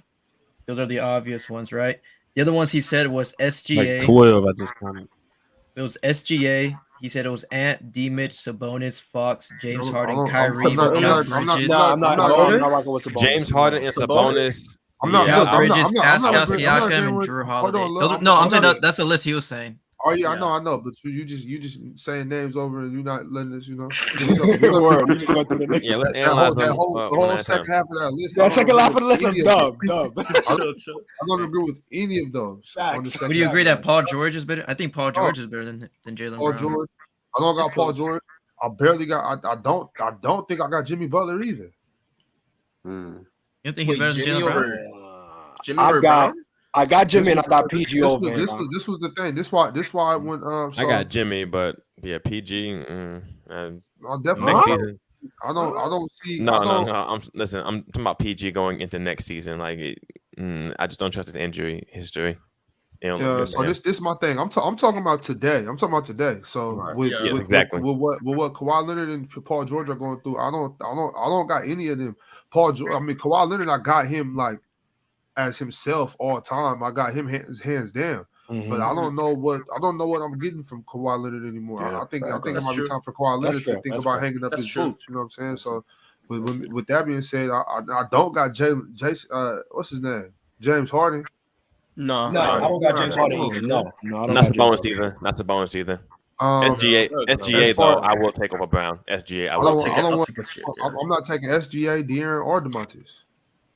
Wait, Brown is better than. Yeah, I'm taking De'Aaron. De'Aaron. I'm taking De'Aaron. You wild. This was my thing. So they was messaging me when this was going on the other day. They was like, "Oh, well, he said this about De'Aaron." This, my thing is on any given night, I got Jalen Brown's better than De'Aaron Fox. There's nights where De'Aaron's better than Jalen Brown, but you know what I'm saying. So it's like, that's how it is with basketball. Bro. It's not like a simple. Oh, this 1, 2, 3, 4, 5. We'll No, it's fluctuate. like Agreed. tiers. You got It tiers fluctuates. of players. You got a pool of players. This pool of players on any given night, any one of them could be better than the other one.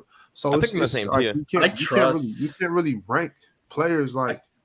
What about Yeah, Donovan? definitively. I agree with you, It's Ox. definitely I more do think fluid. that I do think that they are in the same tier with one another. I do think that SGA, Brown, and De'Aaron, and Ja, I think they're all in that same tier. Well, Even you got. Trey- I want y'all to. If and I'm pretty sure y'all do understand this. You know what I'm saying? I'm not trying to talk. I'm not trying to say like I understand. Some of y'all don't. But like, think about this though. Like, that don't mean this shit. Even the shit that happened on the panel.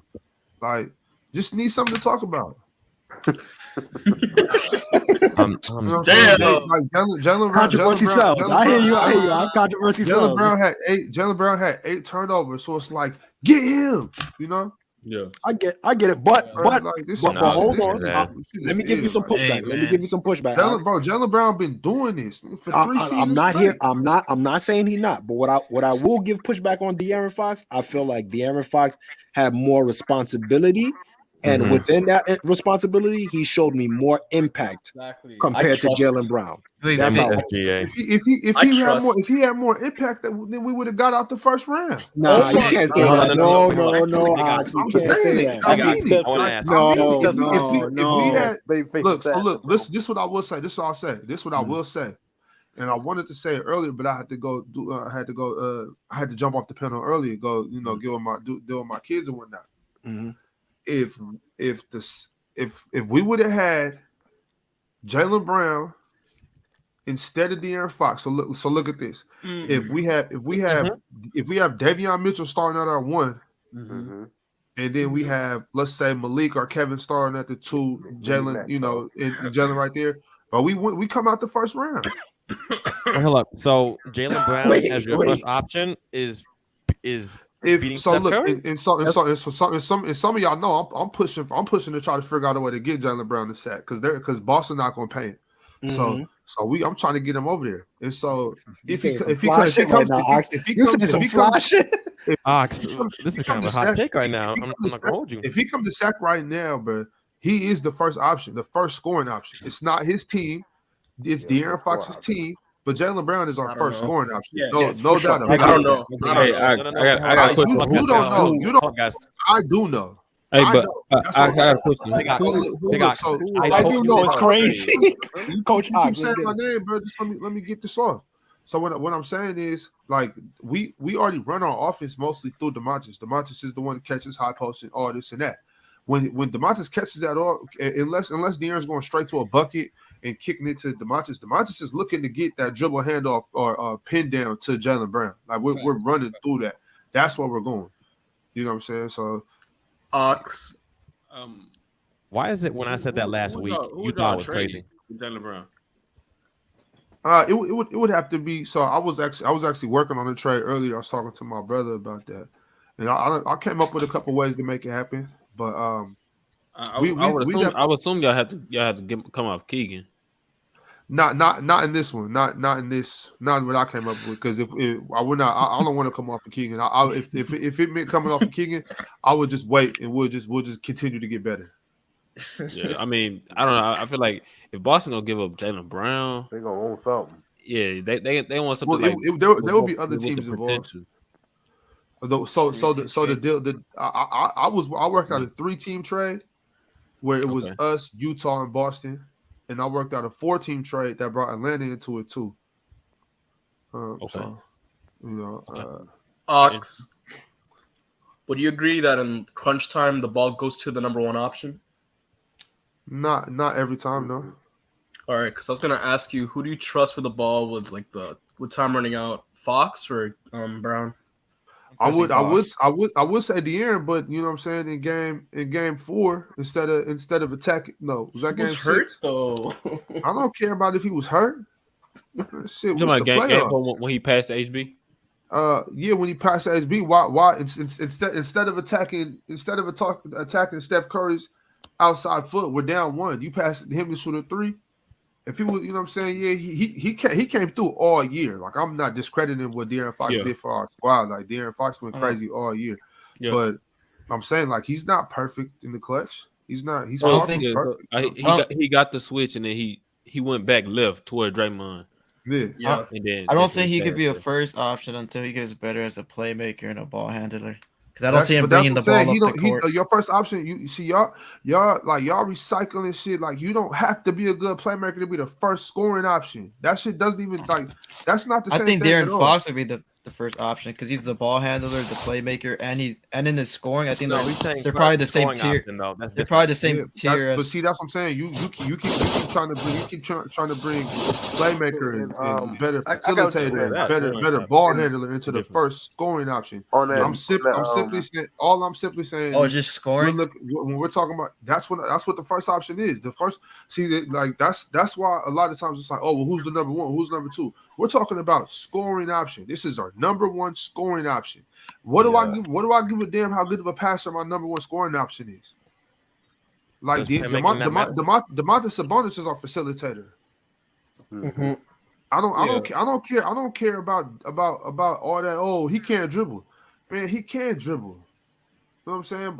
I don't want him to dribble. I want him to come off the pin down, catch the ball, and make a one-on-one move and get a bucket. Right. What up, Ox? What up, Ox? I just got a question. I just got a question for you. What kind of player in the league would you say Jalen Brown can reflect as a number 1 option? Like, what type of game does he have if he's playing off ball, if he's not, handling the ball as much as other star guys? Like, what kind of player would he play like?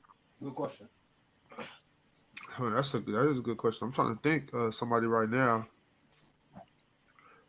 Well, this is the thing. This is why I think he'll be better with us because he doesn't. You know what I'm saying? He won't have to do that. So I can't think of anybody off the top of my head.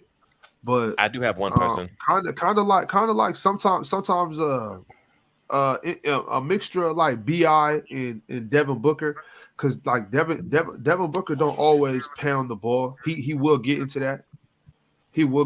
But I like sometimes Devin Booker keeps it simple, gets to a spot, you know what I'm saying, shoots the ball. You know what? You know, like you remember how Brandon Ox? Brandon Roy used to put it on the ground. Yeah, he put it on the ground a little bit more. But you know, when DeMar DeRozan first left San Antonio, like when he first got to Chicago, I was really liking the way he was playing basketball. Yes. And if Jalen Brown could get a little bit more of that in his game. But I think Jalen Brown would be a bigger version of Tyrese. Not good, G. Go ahead, Des. Oh, me. Yeah, go ahead. Oh, yeah. Nah. I feel what you're saying, Ox. I do think like a lot of those players you named though, like Book, Ingram, DeRozan, they like I think they have like would it be more like CJ? No, not CJ. What I was gonna say is, I think that he just he be pounded, no, he dribbled. He dribbled. no. I just think Yeah, that he would be a bigger version of a bigger version of Tyrese Maxey, someone who can just attack Well, off the dribble, pin down screens. I just think that he no, just be I a bigger think version of Tyrese I think he's Maxey. more skilled and more like. Yeah, I think he's more skilled than Maxey. I think he He's more definitely more skilled than skilled Maxey. with his Still handle bigger. and his moves, and he's more comfortable, like at different spots and throughout the court than Maxey. But a lot of those guys that you name, Ox, they have like I don't know. I feel like they significantly better, like in terms of like what they handle and creating for others. But I do hear what you're saying as far as him being the number one scoring option. Yeah. When like having two good playmakers and two good passes that can set him up like Sabonis and Fox. Right. That would be a real ideal the thing, situation. like that's the thing about how we play when we get in transition, unless it's De'Aaron Fox, it's not usually like a coast to coast thing. It's usually a push the ball type thing. So and that's why that's another reason why I keep saying like, yo, we need him in sack because we don't need him dribbling the ball, and he don't he's good one on one. Yeah, I would imagine on the Nets. Imagine if the Kings still like if they started Malik Monk, but he was like 6'7" and he could play defense and like because Monk don't have to handle the ball, he don't have to he kind of catch and go. Yeah, he kind of have to read the defense and like that. And Jalen Brown, he's a much more consistent scorer. I mean, he's bigger, stronger. He can play both ends. He's athletic. So that's what I imagine. I think that would be a very and Mike Brown will have him locked in on the defensive end. That's what he will do. Well, Jalen Brown played defense already. That was another thing that was said in the panel that was just a complete lie. Yeah, I think that, I think people thought that he played much better defense than he showed, but to say he don't play defense, I think that's a lie. That's a lie. But what happened was that he was a far better defender than Jason Tatum. And Jason Tatum got better at defense. Yes. You know what I'm saying? But that doesn't mean that Jalen Brown got worse at defense. Caleb Martin was cooking Jalen Brown. Personally, I'm not gonna lie. I don't know if that has anything to do with the fact that they lost Ime Udoka, but I seen this like I don't know. It seemed like the Celtics as a whole, their defensive attention wasn't as sound as it was last year for sure. And I think Jalen Brown was a part of that too. And Jalen Brown, he may have been more focused on because his numbers across the board like went up. He was all NBA, so now he got right for that Supermax and everything too. Like I don't know, some of their defensive attention just wasn't the same. Right. And I think he can get that back though. That's what I said. That's why I think that Mike Brown is gonna get him back. Just focusing on the smaller things. You know what I mean? Like what I mean? Like hand placement, body placement. It was just like some things. It was just more so like like lax on defense, like mental lapses. You know what I mean? Like and just defensive mistakes. Tatum and Brown a failed duo. Cool. No, definitely not. I don't think they should break them up just yet. Honestly, like a KD and Russ, Embiid and Harden's a messed up Stockton and Malone. Yeah, I give them more time because again, Brown is 26 and Tatum is 25. So that's what I'm saying. Where are they going to get their biggest bags? That's because the thing about it is with Brown, this is his time to get his biggest bag. So like, it's Boston. And that's the thing about it. Like, I agree with y'all. So like, you and GM, how many more years would you give him? 2, 3? Two at most, and on top of that, two. So I give him 3. I give him 3. Here's the thing: 4 years now.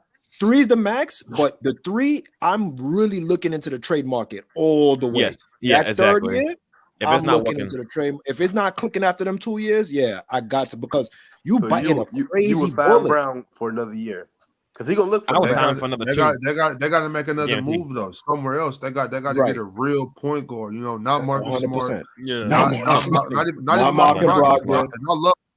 I love and they cool. They good. Like they good, but Smart it's not it. I ain't gonna lie. Smart not it. I think that Malcolm Brogdon should come in at the point guard. You know who I would love for who they should have traded for last year. I think they should have, and they probably could have got him. I don't know, but if they could have got DeJounte Murray, I thought that would have been great. Yeah, that would have been the best thing for him. I would love. Yes. Honestly, yes. Because okay, go ahead. My fault. That's go ahead. I was just gonna say I think Marcus Smart thinks the Celtics is like his team. Like it is though. It is though. Yeah, but That's the funny thing. I think that's a problem. Yeah, I agree with you. 100%. So is the Warriors Steph team or Draymond team? That's Steph team. That's Steph team. Draymond is just the heart and soul of that team. So Yeah, like, Marcus Smart, like I saw something that said like Jalen Brown wanted to guard James Harden. Mike Mazzullo was like, "Hey, you better go talk to Marcus Smart about that or something like that." Huh? I swear to God. I swear to God. They said it on the broadcast during the game. Like, I know when they lost me, Marcus Smart. When they was playing the Sixers, right? They was playing the Sixers. When they switched from the matchup, and they put Jalen Brown on Harden. They said Jalen Brown had to get permission from Marcus Smart. And I was like, and Marcus Smart always shooting the shots at the end of the game. Crazy. They run post ups, and for some reason, every time I say this, everybody, I don't know. Every time I always get some response like, why not? He can post up. He's good. Why not? Like somebody goes, no. If you watch Marcus Smart in the post, he doesn't have any moves. All he does is do some stupid shot and he throw over his right shoulder. Sometimes it go in, sometimes it don't. Context. I'll do you one better. But he got 3 post ups in the row in that Celtics series. I'm like, why y'all keep passing him the ball in the post? But to start the game, it was the first possession of the game. The first possession, and I hate it. I hate it so much. I almost punched the TV. Oh yeah, if you're Miami's coach, you smiling at that, bro. Keep posting on Marcus Smart. Please. Zach Randolph. He thinks he's Zach Randolph. That's crazy. Zebo was a beast in the post. He get in that bitch. Yo, Zebo free, right? Zebo's a motherfucker. He free, right? Free Zebo, if anything. But I think he free. Oh, well, he got it. He was in a situation. He was in what that weed shit. Yeah. He ain't got to sit it down for that. Oh, he hasn't sit down. Oh, they ain't sit him down for that. No. It was more than that, wasn't it? Like when they found him in Cali. Wait, who was that? That was in a shootout or some shit like that. That was Sean Kemp. Yeah, that was Sean Kemp. Yeah, that was Kemp. Yeah, that was Sean Kemp. Oh yeah, that was Sean Kemp. Yeah. Damn, that's the wrong man. God damn, bro. Nah, he home too. He home? They released him out on bail too. But I believe they are. From what I heard, now don't quote me because obviously this is a legal thing. I'm not a lawyer. I don't know for sure. Right, you don't know. Allegedly. Yeah, allegedly. He's supposed to be still facing some type of charges for that though. But that's they said it could be self-defense or something. It was self-defense. Well, I mean, apparently it wasn't necessarily self-defense. Somebody took his stuff and he went to go get it back. But the thing about it is, I believe he opened fire in the parking lot. So I believe if anything, that could be like it's some type of illegal, but reckless use of a firearm. Yep. Yeah, something like that. Damn, Sean Kemp still posting up on the block, man. It's insane, Africa. They let it go, man. When I go anytime, so I'm right down the street from Seattle. So anytime I get up there, I make sure to support his dispensary. Anytime y'all touch down in Seattle, make sure y'all support that Sean Kemp. Oh yeah, for sure. Yeah. If you're gonna have me jumping like him, I'm in there. I don't smoke, but maybe he got some candy or something. We talk down. What you mean? Support black businesses. Factual, man. Oh yeah, it's too many brothers that's still doing time for marijuana, and it's a lot of it's a lot of other folks that's getting rich on it. You know what I'm saying? Have you been to Al Harrington's spot? The Viola brand and stuff like that. Nah, so Viola they don't actually have a dispensary, but they don't. Whenever I do go to the dispensary, I always make sure to ask if they carry Viola. You know what I'm saying? Copy. I always make sure that if they carry Viola in the flower, or anything. If not, I'll try to get some Gary Payton stuff or Marshawn Lynch or Pac-Man's. Fire, man. Because I remember Al Harrington, he was definitely like one of the first guys I was seeing like with his branding, like that was really pushing the barrier. Well, he has farms out here. He has farms in Oregon, Washington, Michigan, I believe in California too. So he definitely out here and is definitely doing his thing. For sure. Push it. And he was a bucket. Let's not be fooled. He definitely slept on. You know, so one day I'm gonna do a video about all those type guys. You know what I'm saying? Oh, that's Ox.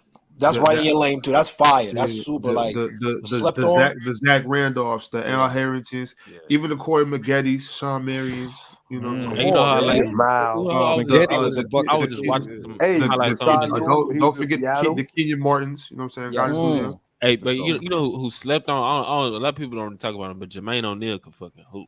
Oh yeah. I love watching Jermaine O'Neal. For sure. Like, and people quiet as kept, man. Milwaukee. Ray Allen. Oh, yeah.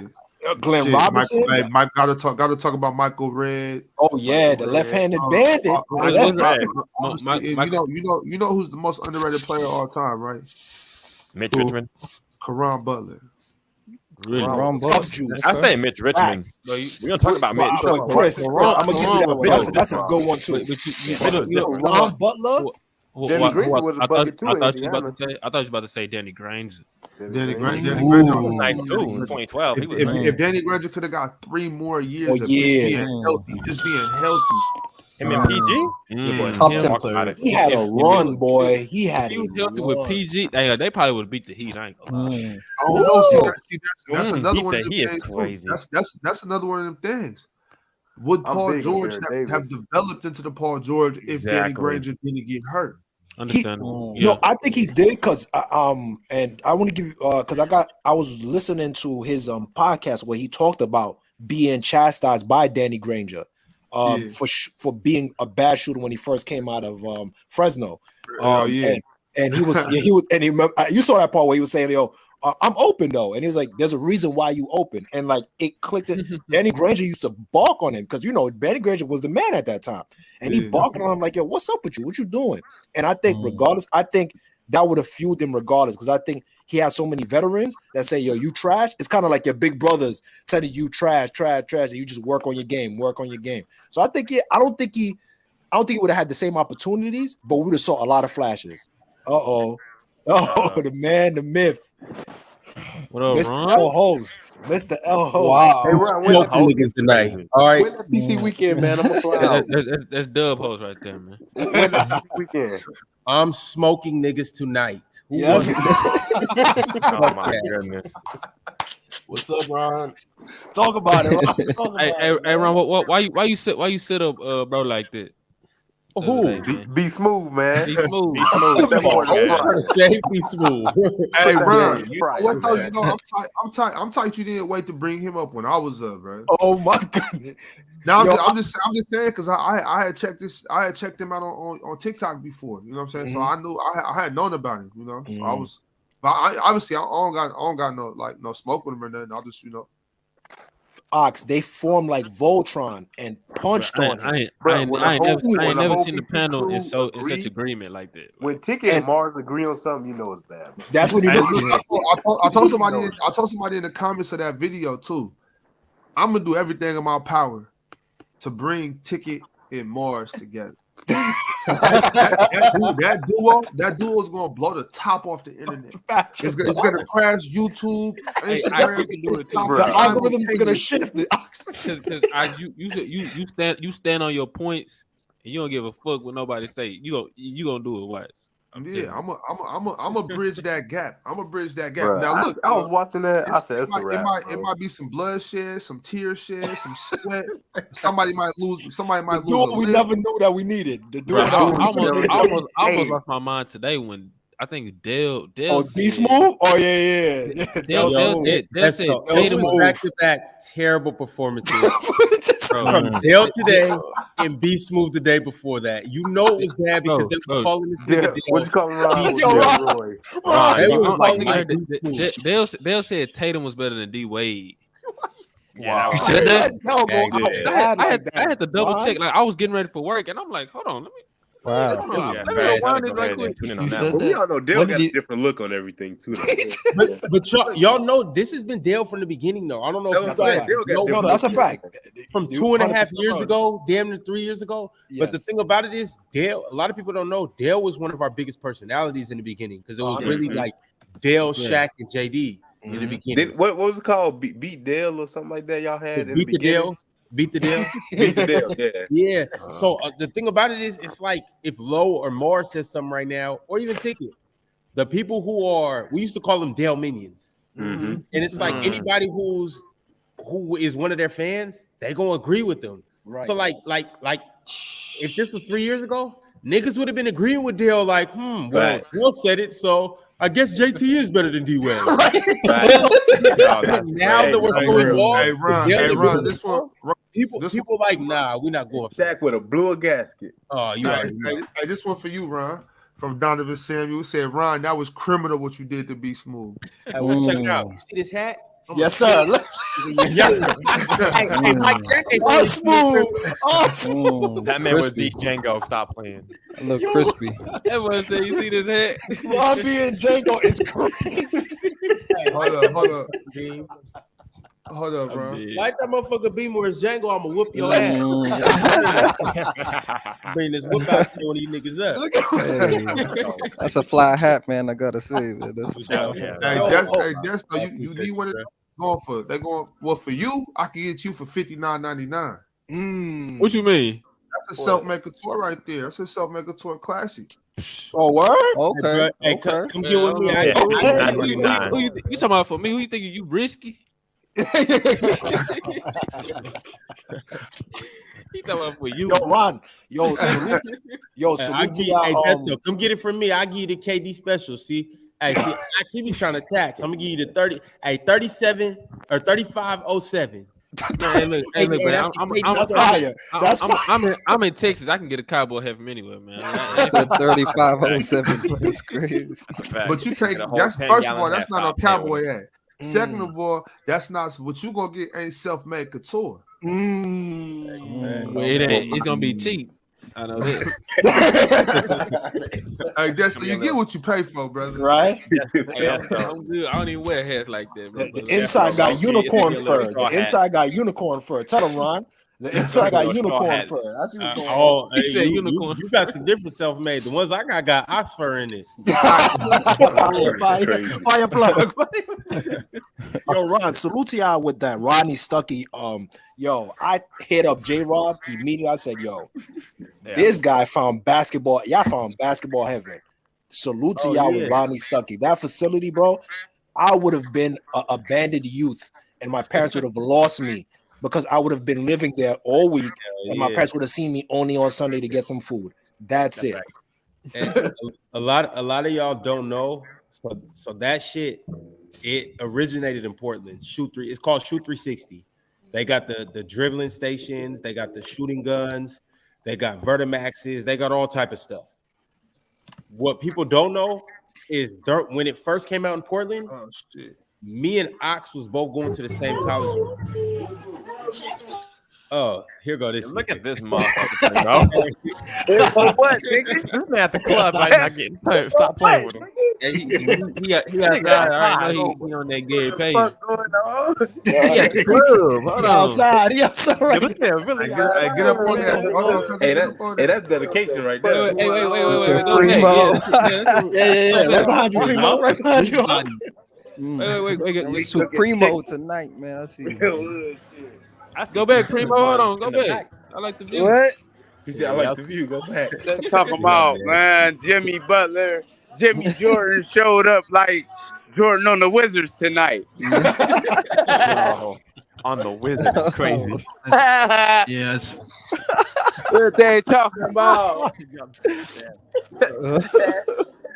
No way this nigga said, Primo lit right now, man. I see Primo, man. Dude. Hey, but Ron, you was talking about Shoot 360 though? Yeah. So shit. Shoot 360. Me and Ox happened to be there when it first originated, when it was first made, and we literally used to work out at the first Shoot 360 station ever. So it was just ironic that A couple more of them got made in Portland, and then they opened one in Seattle. Well, Rodney opened the first one in Seattle, and the reason why it comes full circle is because I went to the same high school as Rodney Stuckey. I used to watch Rodney Stuckey play in high school. I was watching Rodney Stuckey windmill from the dotted line. I watched Rodney Stuckey win state. I watched Rodney Stuckey like really go crazy. So it's just funny how that whole thing comes. Fire. Listen, you can't write a better script than that. Nah, you can't write a better script than that. Y'all pushing the envelope, man. I can tell you know how dope Shoot 360 is, like for real. Yeah, no, it's dope. I need the one in Portland didn't have the full court like the one in Seattle does. Yeah, Shoot 360. Yeah, actually, the one in LA I think is even bigger than that one too. I'm pretty sure the one in LA got 2 or 3 courts. Yeah, so the one in that was in Beaverton, which is right here in Portland, that one didn't have the full court. It just had like the shooting stations and the dribbling stations, and obviously that Vertimax. That Vertimax had you bouncy too. I'm not gonna hold y'all. As soon as I have a couple of sons, bro, I'm not even gonna hold y'all. Y'all might have to babysit my son, bro. I'm not gonna hold y'all. Just let him stay over there and let him become a hooper. He's going to be a facility baby. Let him just stay there. Come visit y'all for the weekend. I just watch over, make sure he's good, take pictures and develop for me. That's it. FaceTime. Listen, you feel me? If I can't make it in the West Coast, I'm leaving my son over there. You heard? He get with me. He gonna be a protege. Why you think Ox was so good at basketball? Hey, Big Ox, tell me how much you gonna let tickets score? Shit, Yo, Ox, if tickets score on you, we gonna have some conversation. I'm sure he's gonna score. You know what I'm saying? He'll baller, but like ticket, I think it's a little late. Maybe tickets should have got me maybe 4 or 5 years ago. Hey, y'all don't even know. Hey, you back in that bag? PC weekend. Ticket talking about he not coming because he running from Ox. I assume. I don't know if that's the Look at Ron spreading propaganda. Look at Ron spreading propaganda. Ron is so messy, dog. Ron is so messy.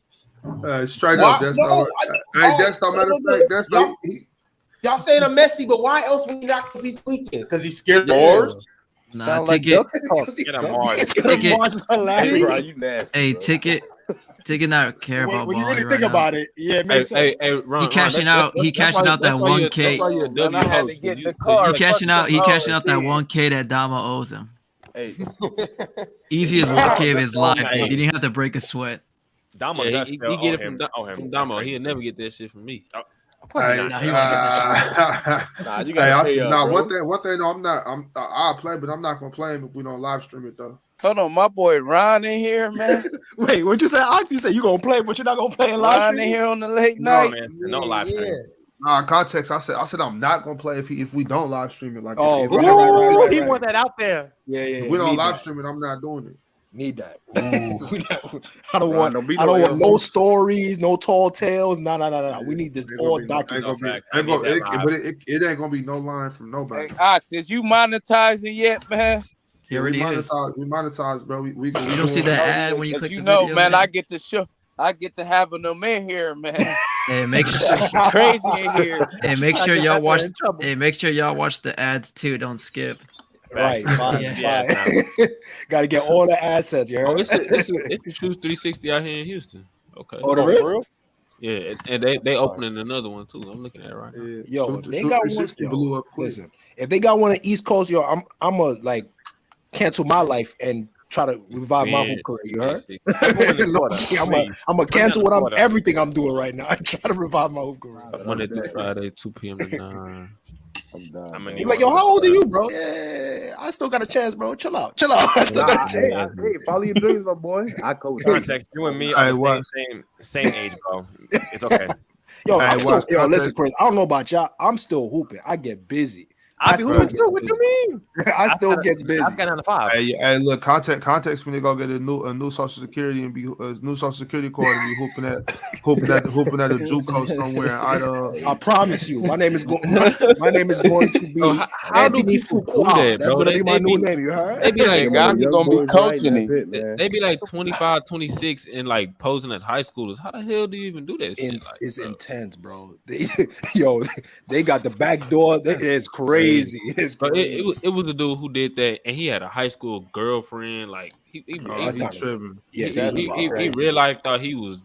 Nah, that's so. Oh, he got and it. But didn't he get overseas caught like taking towards the age. end, Yeah, right? he got caught. towards the end. Hey, bro, it was like 27 though, wasn't he? He on Yeah, some- like, 27. the reason he got He caught was our age. He was our age. One of his Crazy. former coaches was at he on the that game beefing with your and brother. was I like, "What the believe. fuck? Like, I coached you like all these years ago." And then that's How how am I he coaching you got caught. again? How am I coaching you again? Hey, Chad,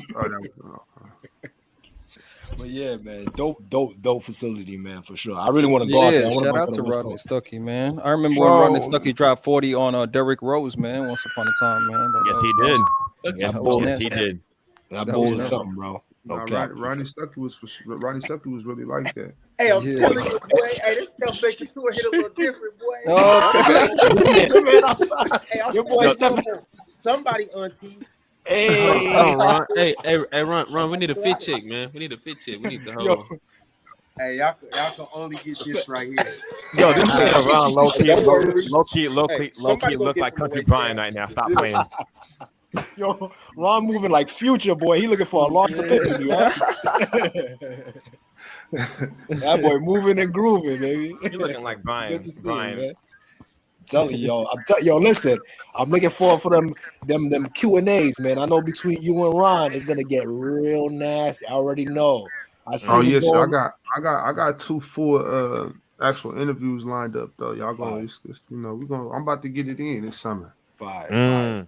Talk about it. But especially with those players, man. I think the players that those slept on players like like you got obviously a lot of people they stopped talking about like Andre Miller. He was super cold. A lot of people don't talk about that. A lot of people don't. Earl Boykins was dumb cold. Context. You ain't never heard about Andre Miller was from the punch on Ron in Las Vegas? No way. Nah, don't lie. Don't lie. Don't lie to me. Don't lie to me. Don't lie to me like that. Context. Andre Miller was finna him Ron up in Las Vegas. Oh shit. What he do? Ron got a bunch of stories with former players. Why you be doing Ron was talking crazy to Andre Miller, bro. Andre Miller was That don't surprise me. That don't surprise me at all. So Ron got beef with Andre Miller, James Harden. Who else? I think the only Chad, player that the actually liked PC Chad, he got beef with the PC Chad. There's a lot going on. That's why he be walking around hiding his face with that cowboy head. Hey Chad, I need a yes or no answer in the chat. Was Andre Miller finna beat Ron? Like, would Andre Miller beat Ron up? No. What team was he on? What team was Andre Miller on? Is he retired already? Context, that he was retired. They wasn't even hooping. That was just Andre Miller do have that angry face. He got that angry face. He would have beat who up? Andre. No, I got Ron. Andre Miller's a nice guy. Hey. He's a nice guy. Hold up, bro. What you say, bro? Don't disrespect my dude like that. Andre Miller's a nice guy. I met him as a kid. He's a nice guy. He's a nice guy. Cavaliers tickets was $15. He played for him. That's fine. That's fine. That was some dark days. That was some dark days in Cleveland. I think Ron a nice guy, but I think Ron got them hoes too. So Ron ain't nice, nigga. You ain't gotta be nice to get hoes. No, Ron nice. Oh, you be taking that host. You be looking at them hosting and be like, "Oh yeah, guys." No, booting them niggas rude. He all that. You see, I stay quiet like super chats. He is not nice. He don't read super chats. He put them on the screen. He don't read them. Shit, he never read my super chats. I'm dead. He said, "Y'all read it yourselves. Y'all figure it out." Man, no, bro, I had to wait all the way to the end of the episode. Your super chat better be $1,000. Hey, shit, my super chat never came up. This man dubbed lately.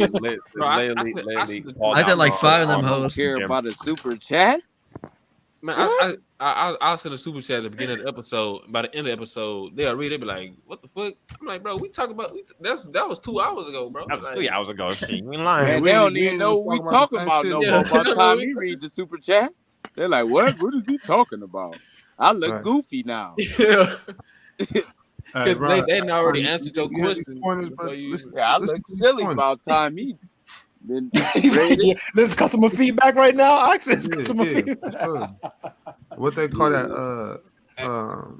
Ron is not Hey, nice guy, y'all man. want? Ron I get busy. still got y'all super chat. Y'all want me to read them now? See? What I'm talking about? Stupid. Hell no. You probably got like 1,000 built up. Nah. Hey, real quick though, yo. So we see what happened game 1. Is it what's gonna happen game 2? Do you got any predictions from anybody? What you think? Yo, what you think, Africa? Oh, I think it's gonna look very similar, man. I got Denver in 5, man. This is a outmatched, outclassed. You know, too big, too strong, too athletic for Miami. I see them get into their spots on offense. You know, that pick and roll with Jamal Murray, they got no answers. They tried to switch. They tried to fight over screens, and I see real no answers for Miami Heat, man. Bam Adebayo stepped up. Highsmith gave him good minutes. They can shoot better. They shot better from 3. And they still lost. They could shoot better, but that zone ain't working. Like, I don't see what they can do, man, outside of Jimmy Butler stepping up and being a true star and having one of those ridiculous games that might get him a game or 2, man. I see this as an easy series for Denver Nuggets, man. And one of the most boring finals games I ever seen in my life, bro. Straight up, bro. Straight up. Wow, really? And you know why I think Africa says that? And we were talking about before, right? To me, I feel like Denver didn't even really turn it up on them. It was literally just going through emotions. Maybe they hit second gear at most. They didn't even really go through all of their counters. It was really a lot of just first counter work. I mean, first action work. We're gonna just spam it. Second action work. We're just gonna spam it. But we didn't even really need to go through a lot because KCP wasn't really even that involved. You get what I'm saying? Because they have Bruce Brown. Like I said, context. I blame Derek White. Jamal Murray. They tired, man. See, if they could have got Murray out was of still there, going Young Stephen A. Smith strikes again. Young Stephen A. Smith. If you know, you know. That boy headline is wicked. I think Denver wins again by double digits too. By double digits? Who said that? Love, you said that? Yeah, I think they went by like 10 at least. Man, I just want to say I know Celtics I'll tell you 20. fans- I know Celtics fans sick as fuck because I know I went to sleep. Caleb Martin was out there, had the fucking series of his life, right? And then 28, and then he come against the Nuggets, man. He ain't even score against the He ain't even score until like the 3rd quarter or something like that. Right. Yeah, 1 for 7. Primo, you fell asleep during the game? Listen, man, this is the most boring finals I've ever seen in my life. I've been watching the finals since Michael Jordan hit the shot on Utah. Hey, Primo, more boring than the Spurs and the Nets. There's nothing more boring than that. No, I liked Tim Duncan. I'd probably say since then. I love Tim Duncan. Primo, I say 0-2. I tell y'all 0-2. Nuggets in the Nets. The Nets versus the Spurs or the Pistons versus the Spurs was not more boring. The Pistons versus the Spurs was hard. That series was. That was a great series. No, that was a good game. The Pistons It was game 7. It was 7. You gotta like cool. It was cool. I love that series, man. I like defense too. I'm a little biased. Context. Game 6? Game 6? Right. Hey, look at the chat. Look at the chat. Crazy. Hudson, man, you see the chat says simulate this shit.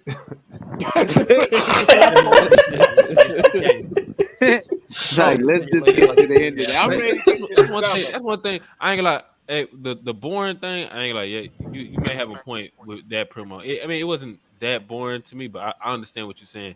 But the ratings thing, that never gets to me because everybody, well, not everybody, but most people nowadays, they on Stream East, they on crack streams, they on some shit like that. So I mean, them illegal websites. Yeah, bro, like they tune in, they just not watching it on TV, you know. But do you think the modern era kind of says is boring because there's no Steph, KD, or LeBron? Because like since 2012, this is like probably the second time, or like maybe the second or third time. Yeah, I mean, yeah, because usually you have like your favorite players. Since 2011, since 2010, it's just like the third time where it hasn't been Steph, LeBron, or KD in the finals. Well, it's just because these guys are new now. So trying to watch these guys like Jimmy and then the new face. I would have rather Jokic, seen people say is like the best player. Like it's just new, and this is just something that we're just gonna have to get. I don't want to see Max Bruce. Yeah, that's fair too. We were supposed to get Jason Tatum versus LeBron. Yeah, I want to see that. That's two of my fucking favorite players. Nah, that would have been fine. That would definitely been fine.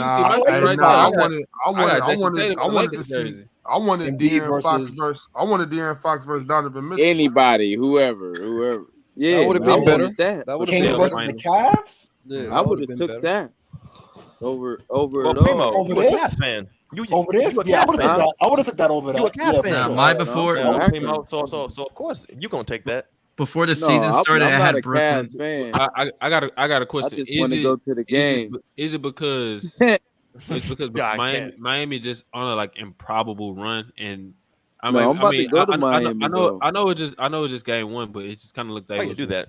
They were just outmatched. Is that why, or is it just the names? Because I think it's just one-sided. If Tyler Hero and Victor Oladipo was there to kind Right. of make a If little they more had a healthy up-tempo, squad, they probably. I'll feel better.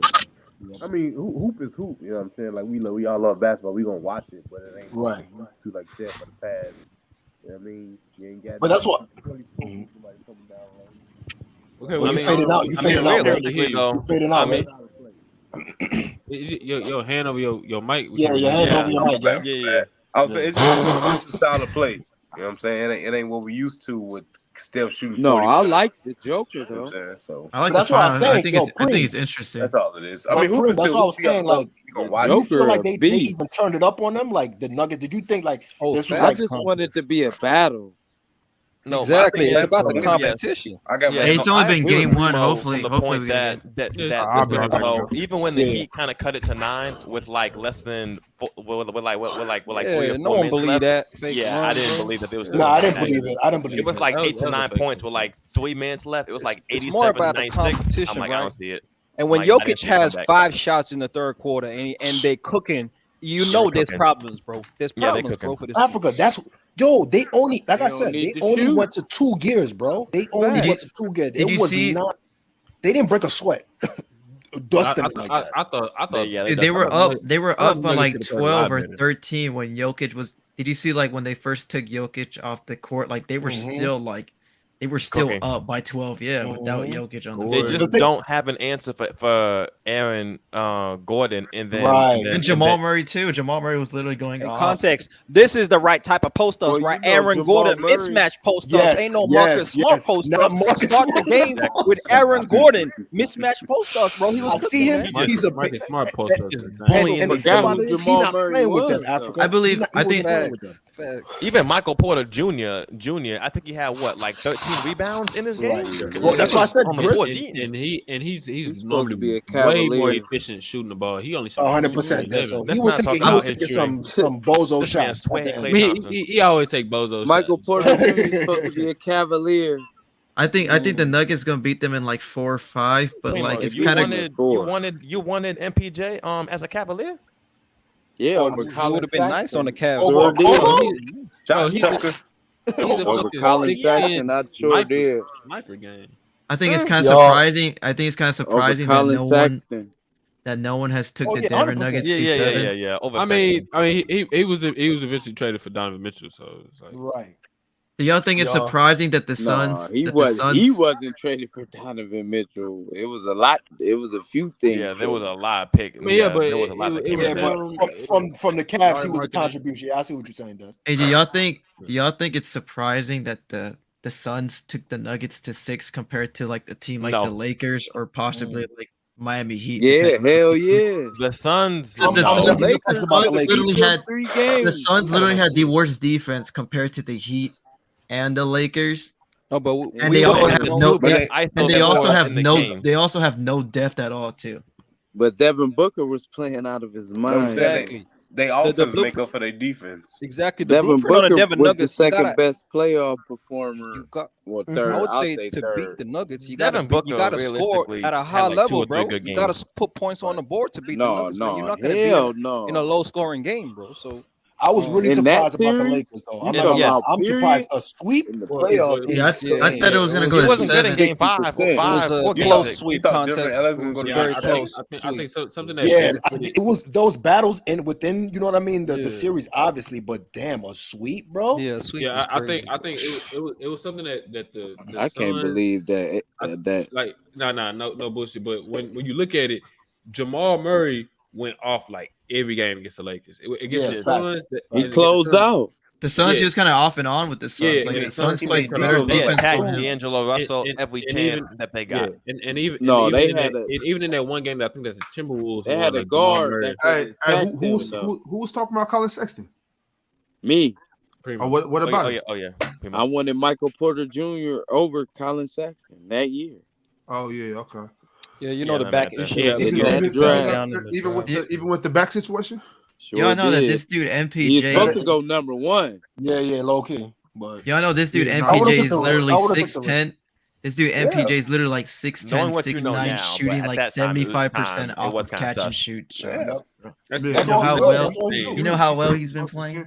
That's all he And does, bro. Is catch and shoot. and The he's scary thing- starting to play Like, I- defense better. He's playing defense Facts. too. Like you saw the blocks he Blocking was getting. Max Like he was playing good Strus, man. defense. Needed him to be healthy. Let's not be fooled, fellas. Let's not be fooled. Let's Thank not you. And be he was fooled. grabbing Context. rebounds I'm glad too. somebody said it. So Now, I'm I'm gonna not give. for context. Mike Malone is a defense first type coach though. No, Yeah. I agree. Y'all ain't see I Jokic agree out with there that. I playing agree with defense that today? statement, Ox. But I'm not. I gotta see more for me to say he's playing Oh, for better sure. defense, right? Certainly. But I'm gonna say this though, he is way more engaged. I'm gonna say that for sure. He's way more engaged, and you see it more so on the defensive That's rebound. 50% of defense to me. Yeah, for sure. He got the squad too. Energy, Yeah, engagement. Yeah. effort. Yeah, effort. Right. Hey, the scary Let's thing put the for squad Miami, bro, together. Denver only That's all hit defense. Defense ain't nothing but effort. You get effort, you good. True, but then you gotta know what you're doing too, Oz. You can't, overstep certain things because players could counter just like that. You got defensive schemes too, because you But ain't when got you got a coach on the That's floor, not made.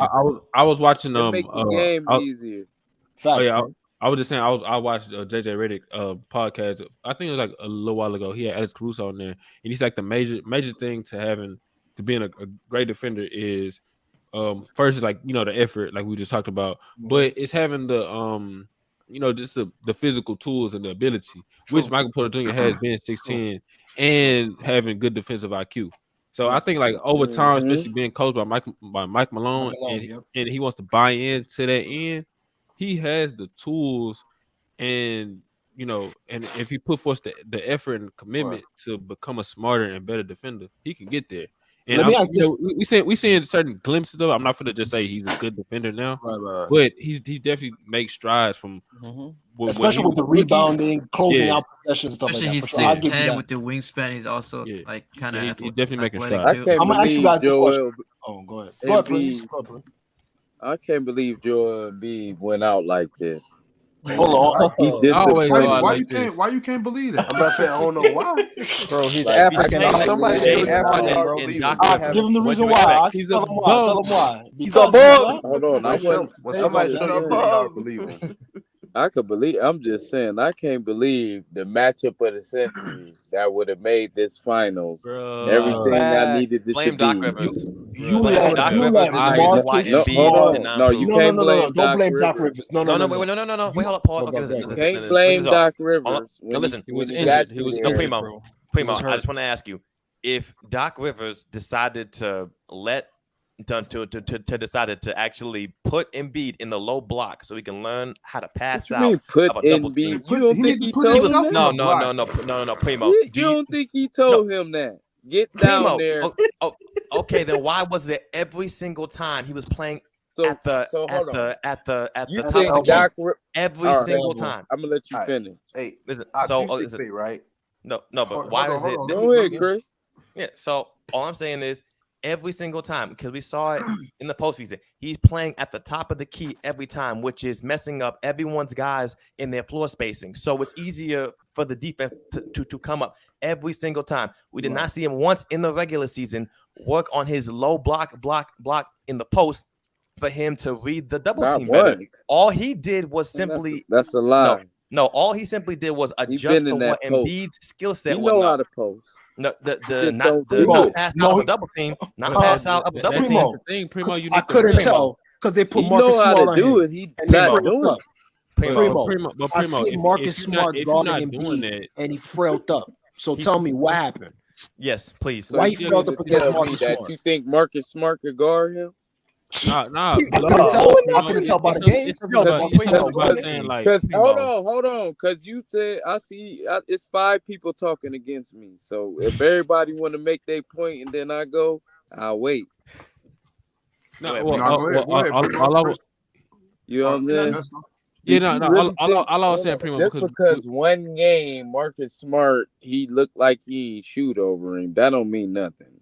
He done dominated all year. He averaged 30 plus. It was the whole series. On average, he give you 33 in about 11 boards, right? And what did he do in the postseason? He dropped 10 points. That's what I'm saying. Yeah, but he was dropped 10 also points. hurt too. He was also hurt too. Yeah, but we're not gonna blame it on also another thing. Like he couldn't dominate Marcus Smart. But Primo, the way you saying he should have dominated. But y'all proving my point. I'm saying it wasn't Doc Rivers' fault. That's the whole point. No. Well, see, this is I think I get into a lot of debates and people forget the initial point. The initial point is it is Embiid's fault. It's not Doc Rivers' fault because Embiid should go to the plane. We agree on that. You don't think that the I agree. No, listen, hold on, my Primo, fault. He I get agree with you monetized from now. the fam. No, You no, don't listen, think Primo. that the coach told him, "I need you on the block"? No, but Primo. How many players? No, Primo. Hold on. Chris D. Hold on. All I was saying, my point wasn't about Doc. My point was just saying how Embiid, he the way he operated throughout the regular season. Given it's the regular season, you don't face a team back to back like a 7-game series, so they're not the attention to the detail, the attention to stop you from doing what you do best isn't there. So he gonna eat. He's a great player. I give him credit for that. But when you get into the playoffs is all about taking away what you do best. And if he don't have the reps of getting down in the post through the regular season, we've seen him post in the past. I'm not saying he never posts, but he rarely does. He operates right from that high post in face up situation and pick and pop. That's like 80%. But when it works, he the MVP though. No, that's fine. But when you get to the regular season, you get to the playoffs, especially when you get deep in the playoffs, they desire to take away what you do best. And if he doesn't develop the counter and the reps to say, okay, never mind, I'm gonna just get in the post and bang with you. Now, if you could say that's due to the knee injury, then I understand. But still, you got to push through. You on the court, you know what I'm saying? So if he don't have the reps, yeah. No, but that's I never say nothing about that. I said it wasn't Doc Rivers' fault. Oh no, I feel you. I wasn't saying about Primo, that. I just want to ask you really quickly. No, but Primo, I want to ask you really quickly. What How was many Doc Rivers NBA? No, but how many NBA stars ever since he came out of the Boston Celtics have legitimately said that Doc Rivers does not make adjustments? You can't blame Doc Rivers for Joel Embiid not posting. Wallace. How many? It's only a couple. I don't think that was the only reason they lost. 40 players played for Doc Rivers. I'm not saying it's the only reason. Right? If 50 players play for Doc Rivers and 3 come out and say he don't make adjustments, I gotta roll with the 37. They're your star players though. Like again, who a star? Rasheed Wallace wasn't a star when he played. Paul for Doc George Rivers. definitely a star. Paul George No, he wasn't. Paul George wasn't a star. I'm talking about Rasheed Wallace and Doc Rivers. What about Paul George? Don't even bring up Paul George. Boy, I watched Paul him. George is not. Wait, Paul George is not a star. I watched him choke every game away. Don't That's do that. True. That is true. But if you know Kawhi Leonard would have said it, I would have gave it to him. But Paul George didn't play good. You can't do that. 3 games You straight. can't do that. So you saying Rasheed his opinion don't count? No, I'm saying why would his opinion count and 40 other players' opinion don't count? KG ain't say it. Why KG ain't say that? Who better? No, I get your point. I get your point there, but we're talking about. Go ahead. Yeah, but you can't go off everybody's opinion of you though. Like everybody, just because 3 people hate me, you can't say I'm a bad coach all of a Nah, sudden. you can't say it's a different points. but So it's a what did Embiid specific. have I in wonder game how. 7? No, I was just gonna say I wonder how Doc really, because I don't know if we see this a lot from other coaches. I mean, players that have played for certain coaches. Because when And then how do you account when he for a gets nigga when he gets 51 fired, on you? or like he'll it seemed like he'll throw a player under the bus, something like that. So I don't know the relationship with him because PG, PG said some things about him, and we seen when Ben Simmons folded, he said some things about Ben Simmons. So it's like I wonder his all he did was relationship. answer the question though. That's though he ain't. I don't really know that. He ain't lie. If you don't got nothing good to say, you don't say nothing. I feel you, but being a coach, it's certain ways you go about things. So and I feel like it's easy for some players to come out and say, "Oh nah, well Doc don't make adjustments, this and that." And most of the players that's under Doc, they not gonna say that, like Primo said. But I mean, it just makes you think like his real player relationship. Rasheed Wallace said Brian wouldn't even be good in the 90s. I can't believe in this guy. No, Rasheed was crazy because he said Brian wouldn't do this in his era. He and played Brian against literally Brian did that in his era. Like, come on, man. Wait, he said, wait, what? What was she Wallace say? Drop 20. He said Brian would Brian be a couldn't regular play in the player in 90s. the 90s. He's wild. He's wild. Primo. He said Brian dropped 45 on him. What did he's he wild. say? He's wild. 30 points straight. Up Yeah, he's still salty. He bro. didn't even say the 90s. He said in his era.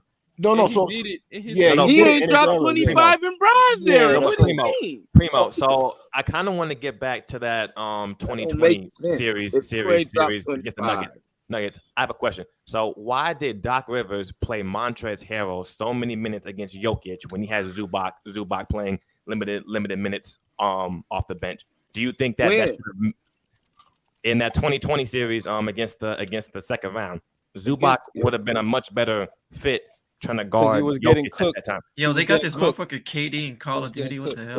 Zubac wasn't about to stop getting Jokic. cooked. And Jamal Murray was the He one. was a bigger body. Jamal Murray was cooking everything in that bubble, boy. Yeah. I think Till they see them Lakers. Yeah, Doc has You can only play drop coverage with Zubac, right? Like Doc has a philosophy, and I mean I've seen it like what was Zubac gonna do with Jokic? He would have been a better fit than Montrezl. Better than Montrezl Harrell. I'll tell you that much. The thing is, Doc is a guy who Not that year he wasn't better than Montrezl Harrell. He'll stick to his guns though. Like if Trez, Lou Will, Beverly, y'all making the big bucks, y'all gonna go out here and play. They was up 3-1. What adjustment do I gotta make if we beating on y'all already? The players if they coming back on you, If they coming back on you, gotta adjustment needs to be made.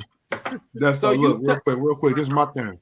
If I'm coaching this team and what we doing is working, it got us up 3-1. It's got us up. I'm not finna. I might eventually find myself changing something, but initially though, I'm like, there's no way you niggas is finna let them come back from 3-1. Like, what we doing is work. It's work. Like I got Kawhi Leonard and Paul George. I'm looking at my team like, yo, you niggas is for real finna go out like this. Day, bro. Hoopers got the different nuggets. Nah, but I think like you adjust based from the how the other team is. If this team wins Game 5 and they make it a 3-2 series, what did they do in Game 5? That changed them. That made you lose. This all I'm saying. In the NBA, I can't blame the coach for a team coming you back up 3-1. But I'm doing. Look, if we blame so you saying the coaching broke down? If my coaching got y'all up to 3-1. At some point, you just got to play ball. You can't be shooting the ball off the side of the backboard. That's no. We're not excusing him playing bad. I'm not excusing PG or Kawhi, especially PG. I'm not excusing them. But if you're not at 4 wins, if you don't win 4, everybody you at 3. You need everybody got to catch at that point. That's everybody at fault. That's this in the NBA with these NBA players. If we're up 3-1.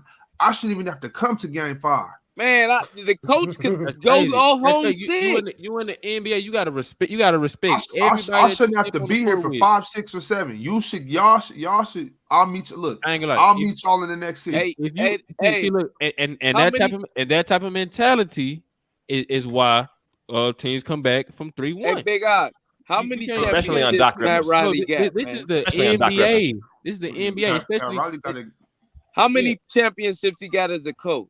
Who? One. Pat Riley. Who, Doc? Pat Pat Riley. Riley. Pat Riley's got I think he three. got like 4 with the Three. Lakers. Those He three. got 3. No, Oh, no, wait, no. He got that one in 06 too. Yeah, He got Oh, 5. yeah. 06, he got 4. Well, he's been in the finals. He got with the Knicks. 5. He got 5. Yeah, he got Those 5. three with the Right? 3 with the Lakers, 1 Miami. No, You know I what? think- But he hold on. He got 4 He with the got Lakers. Right? 4 technically. He got 5. The real coach of the Lakers was the dude, the one dude. He just got kicked out for a minute. Yeah. The He coach was in the real 1980. coach. Yeah. You see how he just stepped in and did the same thing because the players, Magic and Kareem, could hold it down. They're like, all right, we could get you this. We could get you through this next one. You know what I'm saying? Wait. Say that again. Did you watch the thing? Pat Riley barely coached. He went as dude taught him everything. If you watch the doc, hold on. The real coach. You talking about the documentary? Yeah, when they won the first term, when Magic came in as the rookie and Yeah. did that. Yeah. Pat Riley was the film dude. Yeah. And the real coach, Pat Riley, didn't know what to do. He was going to the house, and the coach was like, look, this is what you got to do. Start Magic at center. You know what I'm saying? Wait. Yeah, he's the one told Magic. Pat wasn't the coach then, though. No, he Pat wasn't. was the coach. Pat did step in as the coach. In when, 1980? Yeah, he's talking about in Game 6. I thought they had a different coach, and then 81 they fired him. Maybe I don't know. I thought the first ring wasn't with Pat. I thought the Yeah, first ring was with the first ring wasn't with Pat, but the next 4. Pat was the coach. Boy, go look it up. He was the coach at the end. At the first, he wasn't the coach at the season, so they don't say it. But he was the coach in the final. Go look it up. So realistically, Pat Riley should have 6 championships then. Damn. As a head coach.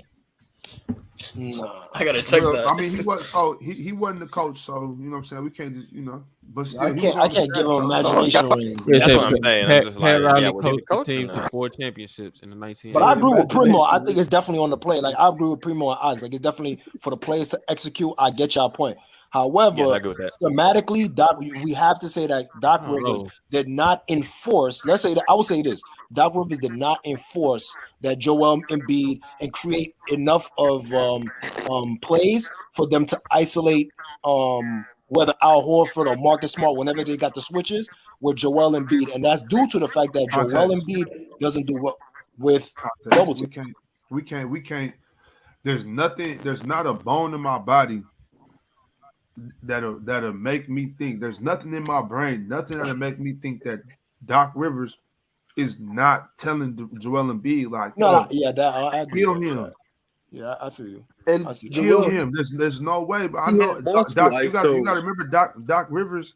Doc Rivers old school. You know what I'm saying? Yeah, like he see this big. He see He Joel sees Embiid. big. Yeah, right. Come on, bro. He had multiple ISOs. The problem is he'd come up on the high elbow, get it face up, jab, shoot. He had multiple ISOs. He wouldn't get on the block. My issue wants to with play like a guard. I agree with you. My issue with Doc wasn't the like what you said, Ax, about telling Embiid to go kill this dude or something like that. Because I think that's on Embiid. My thing is the personnel that he will put out on the court. If he sees that they clearly shrinking the floor and they putting 2 on Embiid, even when he does try to go on the post. Right. And he's just sticking with that, and it's hurting them. Like if you look at like the matchup, not the matchup, the on-off numbers when they have PJ Tucker on the court. I mean, granted, he was hitting them shots in Game 7, right? At the beginning, but when he cools down, when he's not a threat offensively, it makes it much harder for Embiid to get off. And when you just sticking with that, you just sticking with it like like ignoring that it's hurting your team. That's coaching incompetence. You should have put Niang. My main issue Niang. with Doc Rivers in that series, if I'm gonna be completely honest, is the fact that he didn't coach Joel Embiid through his struggles. He tried to coach around his struggles. Right. He legitimately tried to work around what he couldn't do as a player. Well, I mean, ain't nobody trying to hear that. He the MVP. That's true though, Primo. That's true though. You Primo. the MVP. Make it work. That's my whole thing. Yeah, at that point, he could have coach, but your coach has got to coach you through your struggles. That's my thing. You got to put me in the right position as a coach. That's the thing. You got to put as me in the right MVP. position. I put you look like you was in the right position all season. What happened? I mean, hey, Does Doc just have bad luck? Playoffs, But he wasn't get real though, Primo. Hey, It's only good in the regular season because they're not game planning for your tendencies. You'll play the Celtics like this week. And you Right. won't play them again. And you're going to play somebody else that got a completely different defensive philosophy. Yeah, they ain't gonna throw the whole kitchen sink at you. You ain't. Man, the Sixers wasn't beating the Celtics. They could have. They were up 3-2. They were up 3-1. What are you talking about? They could have 3-2. Oh, they could have beat the fucking Celtics. Listen, man. It was up 3-1. Listen, man. Once Embiid got hurt, we all knew what the deal was. Nah, I'm not trying to hear that, bro. Because Harden was balling. What are y'all talking about? It was up 3-1 No, and but they got I'm saying walked down. What before are y'all the talking about? series started, who you had? The Philly was up 3-1. What are y'all talking about? They got walked down. I had Boston at 7. But when Everybody had Boston 3-1 against the Celtics last year. When I got a series going 7, No. I mean, I can see No, it going Primo. No. Context. It was 3-2. Mars. And who else? This year it was 3-1. The Sixers were up 3-1 against the Celtics, bro, and they got walked down. They weren't. Yes, they were. It was What are y'all talking 3-2. about? I know. No I know quite a context. few It was people 3-2. I swear it was 3-2. Context. Bro. I swear it was 3-2. Yo, y'all Context was bugging. 3-2. You know it was. Nah, It went from how do you go to 3-2 by it being 3-1? It No, was up Context. 3-1. It was 3-2. No. Context. Harden had that 40 piece, and then the Celtics won game 2. In game 1. Oh yeah, I'm wilding. My fault. Yeah, I'm wilding. I'm fried. My fault. Yeah, I'm fried. I'm fried. My bad. He said, Part us up. It was 2-2. What I missed? Context trying to put another 3-1 on Doc Rivers. I'm wilding, right? I'm making a random series. I'm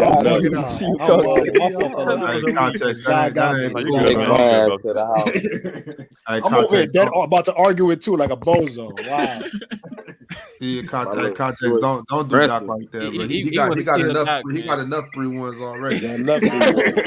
I understand coaching count, but we saying when you up 3-1, you got to put that away. Well, I mean, nah, like the players.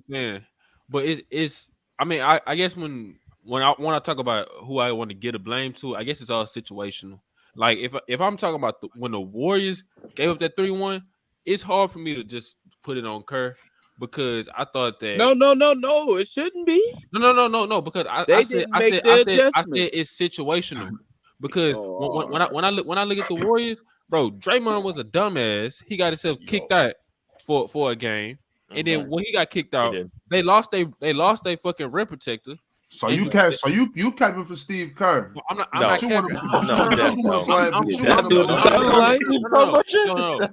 a brother. That's no. Listen, I look at every situation as what it is. If I see if I see that the 3-1, if you lost this 3-1 comeback because of the players, I'm put on player. If it's both, I'm gonna say both. If it's the coach, I'm gonna say. So how do you make? I don't care if he's black, white, Mexican. How do you make the distinction? That's stuff. Watching the games. I mean, I don't. Like when Doc gave it up with the Magic. Nah, I won't put that on Doc. Because T-Max game. I don't put that on Doc.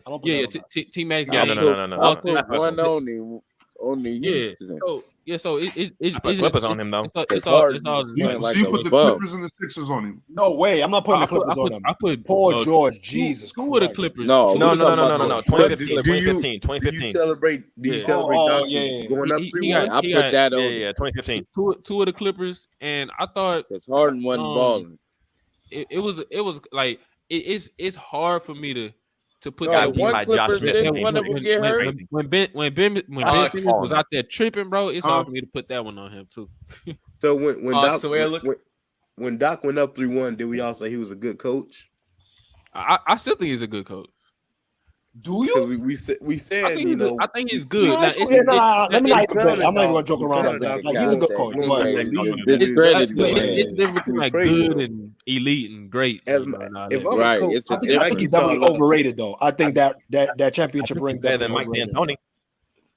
Yeah, I think it's better than Mike D'Antoni. But that's not saying much. I think he worked. I think he deserves a job. I know. I'll be funny. I think he better than who? I mean, in the NBA, he's proven to get your players through the regular season, preparing for the playoffs. Speaking of coach, Charlotte's coach. Speaking of coach, you said who's sorry? Yeah, like hey, y'all heard Monty. That's all I was about to. Go ahead. Monty got the man. Detroit. I'm happy for Monty. in Detroit. I like 6 years though. 6 years. I think he might be able to put something together. Yeah, and I thought it was 8, or maybe I'm tripping. Nah, 6. Yeah, 6 for 72. No, 6. They fired Monty because niggas They're is giving trash. that max contracts to coaches now. That's crazy. Bro, he get paid more than like I get fired because you above. What you guys thinking about it? Like what you guys think about it? They gave you scored 13. I'm happy. I'm thinking I need to figure out a way to give me an NBA job. Nah, I love it for Monty because like that team is so young. He got a chance to, and I'm glad they gave him a full coaching job that he can develop these guys. I gotta go, man. He's been around the league. Yo, They all be right, running me. All right, bro. I already know. Pull something thick, you heard? Primo, pull something thick, you heard? Yeah, come on, man. Two I'm about to buns pull in up. the I'm about to back. cut. Y'all better be back Put 'em in home. the Y'all oven. about to see my yellow thing. Y'all seen the dark thing, man. Yeah, About to go get the I yellow like that. thing. Big Yellow buzz, line, all man. that. Put 'em in the oven at Light 350. skin, cheeky eyes. You know what Get I'm the saying? lights up, y'all. Get the lights up with something thick, you heard? I'll be Back, back. back, I'll be back. back on. She's pressing me though. You had to switch the OnlyFans or something. Fucking with Primo. Only Primo. Yo, Ox, you will have to add that age restriction content. Like, yo, listen, man, it's about to get spicy in here. Hey, this is It's already gonna be 18 restricted. plus in here. Yeah, this shit Gabe, restricted. can't be in here. Sorry, buddy. This 21 plus in here. Talk about it. 21 plus. I agree with you though, Desto. I think it's the perfect Sebastian, job how old are you, bro? for my. How old are you, Chris? I'm 20. Get the fuck out the stream, then. What you mean, my guy? Chris trying to pack him I'll up. play him but Sorry, bro. Nah, you good, bro. You strong. I'm messing with you. Yo, we packed him up. Yeah, bro. Yeah, Damn. Hello, man, son. Yo, I was with the shenanigans, bro. I was with the shenanigans. Sebastian, my dude, he good. But definitely I think I'm with Desto, man. I think it's gonna be a dope look. I think this is what Monty does is develop the young players, and you know what I mean. He taps them in and he gets them in the right space. And on top of that too, you got guys like Cade and Jaden Ivey. Stay right there, context. I want to ask you, how do we feel about Cade? Future star, right? I think he reminds me of between a Brandon Roy and Luka. Closer to Brandon Roy and Luka. Closer to Brandon Roy. I don't know about B. Roy. Closer. You know what I mean about B. Roy? I don't think he dribbles as much as Luka. I think he has. I think he's so B. Roy, because a lot of people don't remember. Like B. Roy, he could dribble the rock, but he was also like 1-2 dribble pull up. 1-2 get to my spot. Like, you know what I mean? And I think Roy had athleticism with him. For sure. And K got some athleticism too. Roy had a jump shot. It's not crazy. Too, right? Yeah. And K got a little jump shot. It's gonna come in, you know what I mean? He's gonna get some more, he's gonna get his man strength. But just when I get a chance, just watch again. I know it sounded a little crazy. But the reason why I think with the Luka, I think he has more potential to play make better than Brandon Roy. I think Brandon Roy was more of a scorer than a facilitator. I think Cade can have that Luka-ish, like, you know, skip passes, find a lot of guys, and he's played with He's played with guys. He played on a loaded high school team. You know what I mean? So I think the more talent, I think he's gonna show his more as a facilitating side. You know what I'm saying? So I see a mixture between like Brandon, like I think is like Brandon Roy and Luka ish, not together. I think they just got certain skill sets that remind me of them. Reggie, what you think about Detroit now with Monty Williams? So he got a 6-year contract. How many years is it going to take him to get that team into the playoffs? I'm talking about a playoff team that can get to the second round. I give him 2, maybe 3. 2 years? 3. Cade got that's quick work. Cade got the coach he need right now. We don't know what Cade could be. What the coach he got now, Monty, he could be on level SGA, probably better. Probably better Brandon Ingram, a little bigger, playmaking better. Nah, he's smarter than Brandon Ingram. He's smart. Yeah, I think Detroit gonna be something. Get a couple veterans in there, and that'd be all right. But I like Cade. We don't know what he's gonna be as of yet, but give him 2 years, we might be looking at something special. Well, they also got Jaden Ivey. They got the big fella Jaden Duran, and then they also get Killian Hayes out of here. Got James Wiseman. What? They also got James Wiseman. Get Killian Hayes out of here. What's their pick? What do they got? They got the 5th, right? Yep. They got screwed in the draft, bro. They had the highest odds to get the number 1 pick. Like it was the Rockets, the Spurs, and I think it's them. I would have loved to see Wemby over there, man. I would have loved. I think him. Well, now with Monty Williams over there, I would be no bust. Yeah. I like James Wiseman. The Warriors don't know how to develop big, so that's I don't know. I like that. I don't know. I like Wiseman. Now, don't get me wrong. I'm a huge Jalen Duran fan, so maybe yes. I think he's gonna end up. Yeah. And I think Ox, I think you said it on the panel today, where like he has that mentality of like kind of like Stat and Dwight, where they just want to punch everything. Like they don't even want to play around. Like, and with Cade being able to snake around with his pick and roll. That's why I was saying with the Luka and Brandon Roy thing, they're big body, so they can snake around in the pick and roll and hold their guy off and give pocket passes that could automatic punch, automatic alley-oop. You know what I mean? So that's why I see it. Like I said, about 2.5, 3 years, we're gonna be watching Detroit basketball again. You think that? I think Orlando's ahead of Detroit. 100%. Yeah. Thank you. Yes, we are. I think they are. Yes, we are. I think they have one of the best young duos, like with Franz and Paulo. 2 6'10" Talk guys about it. Create their own shot. I'm gonna drop a link in here to that video.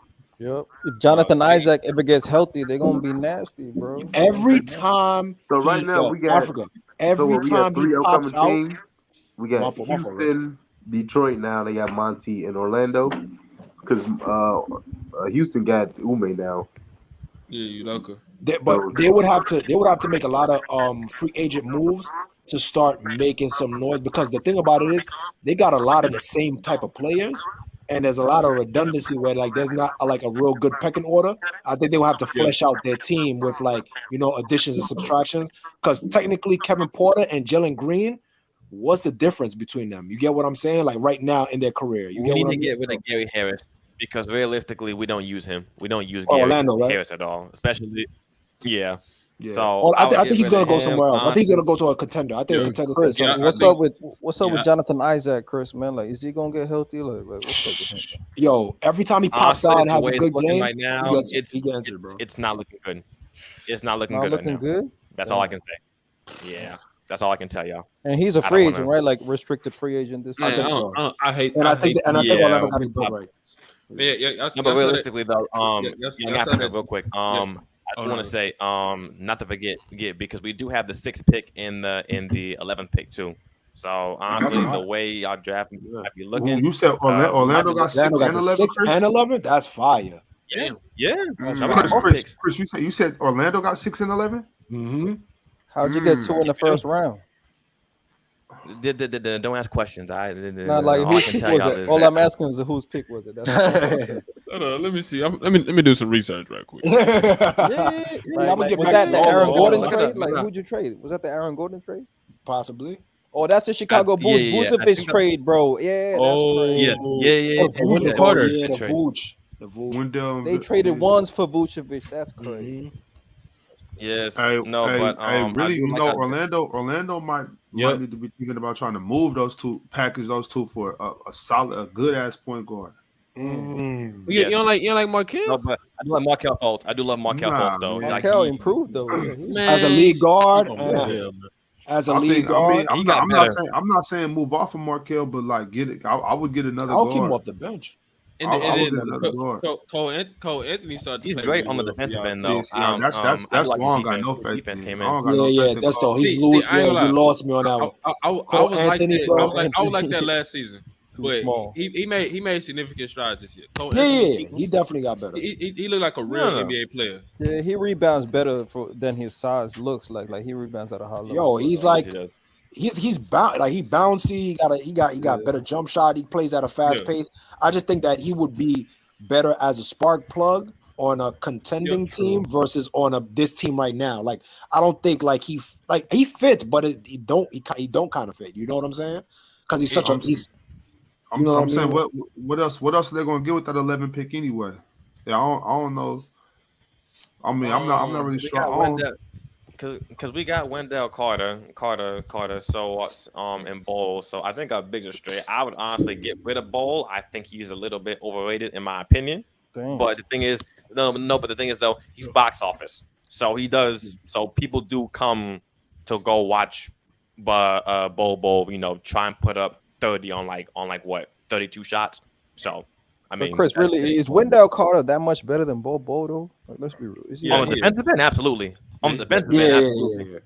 Yeah. No. And he got a little fake jump shot on the low. Like he can shoot like a little bit. He got a little bit. Desta. Would Memphis take the 11 with that 11 pick? I mean, that's a lottery pick. Would Memphis take that 11 pick and give up maybe Tyus Jones and Kenny Lofton? If we got Kenny Lofton with as a in the backcourt, Tyus Jones. Yeah, that 11th ain't enough for Tyus Jones though, man. No, it's not. They got Markel Fultz too. Yo. Not Markel. Cole Anthony.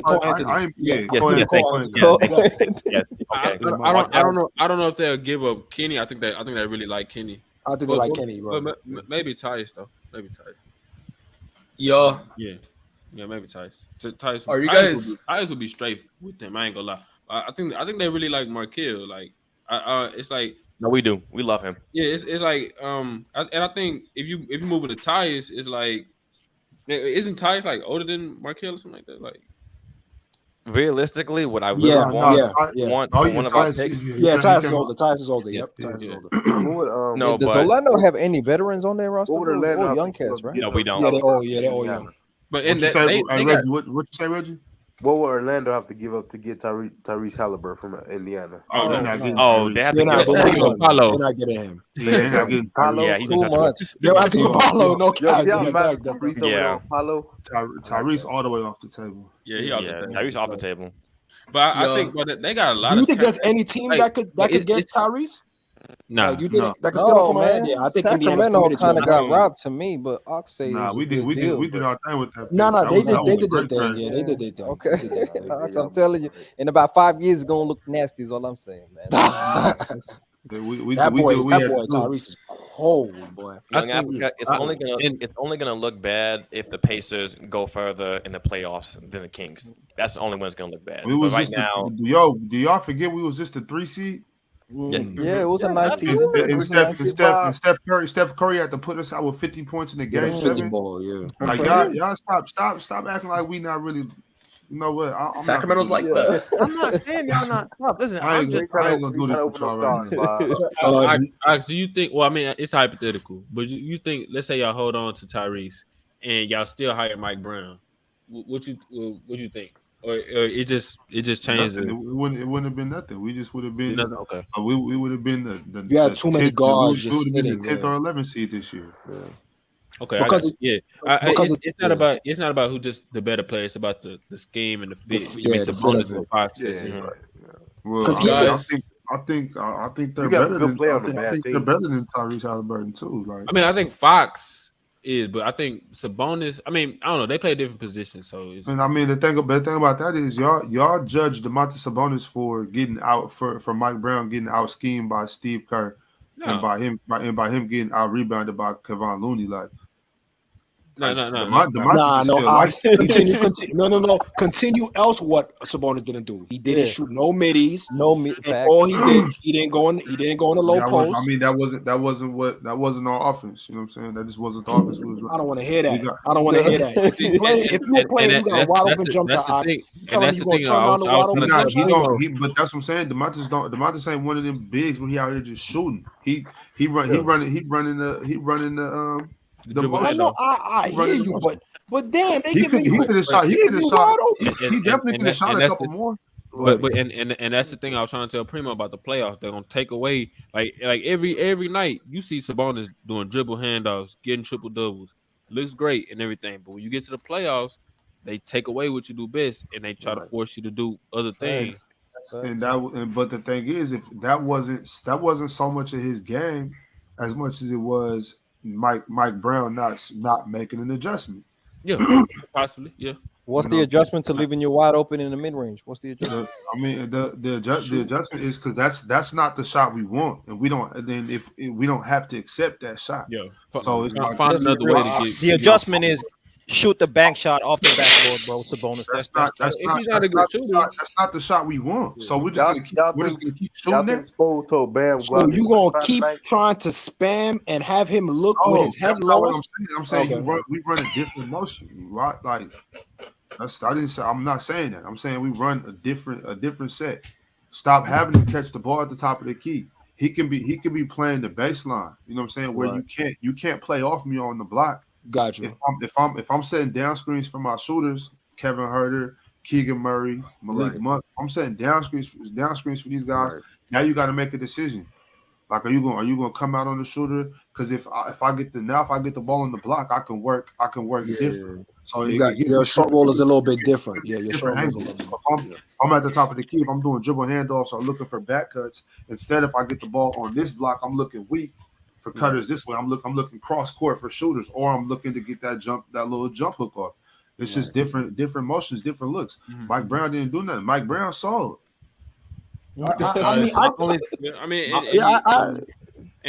Two things can be definitely true. I agree with that. Sabonis definitely looked bad, but Mike Brown didn't do him any favors. You know, it didn't help out. He didn't send Chemezi Metu in there to help him rebound.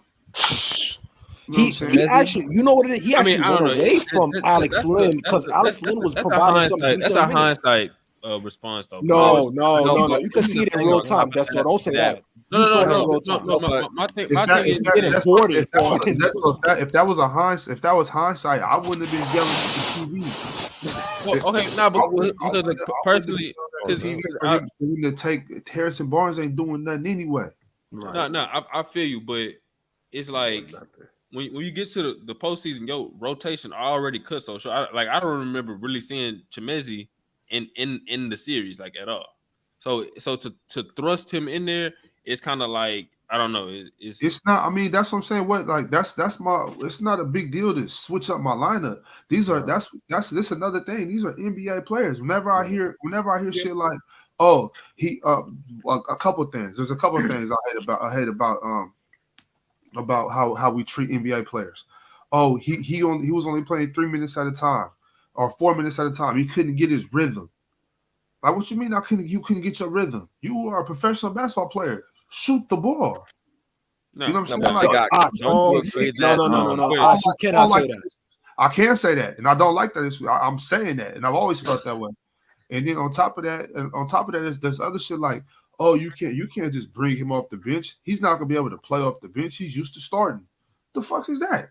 Do you think that some guys are like volume shooters though? Yeah, some people are rhythm. No, rhythm is really a thing, Ox. And for you to say that, you can't be facetious in saying that, Brody. You can't say because if that's the case, anybody can come off the bench and just be a spark plug. And we see that doesn't work. But it all depends on the position too. You know what I'm saying? But If you're a rhythm shooter, then of course you got to find your rhythm. But if I put you in just a rebound, you know what I mean? Yeah. That's what it is. You know what I'm saying? So it all depends on the position. It all depends Yeah. on what type of player you are. Yeah, Tyler Hero is a uh, rhythm shooter, so I don't expect him to come in game 2 and put up 5 threes his first 5 shots. You know what I'm saying? Would y'all consider Jalen Brown to be a rhythm shooter? Would y'all consider Jalen Brown to be a rhythm scorer or like a shooter? yeah. I mean, I think he's definitely a guy who gets better as his volume increases. Yes. Like Yeah. like if he gets more shots, he gets more comfortable. Yeah, he's definitely a volume type guy. But see, this my thing. This my thing. So with the if you're using that thought process, this is how I see it. I see it like you're okay, or you expect the player to go. Let's call it like 7. Let's call it 6 for 14 or something. But so if they go 6 for 14, you expect them to start out like 0 for 5? They got to shoot 5 shots before they can start hitting. No, I mean, what? I mean, with Klay Thompson, who do you expect to shoot 6 for 14? Because that's not a. I don't expect nobody to shoot. Yeah. Well, I'm not talking about threes. I'm just talking about just field goals, just shooting the ball, just finding your rhythm is what he's saying. I think Jimmy Butler. Is it okay? Is it okay for you? You feel like it's okay for a guy to go 1 for 5, or if they shoot 1 for 5, do you feel like, oh well, if they would have shot 12, they would have went 4 for 12?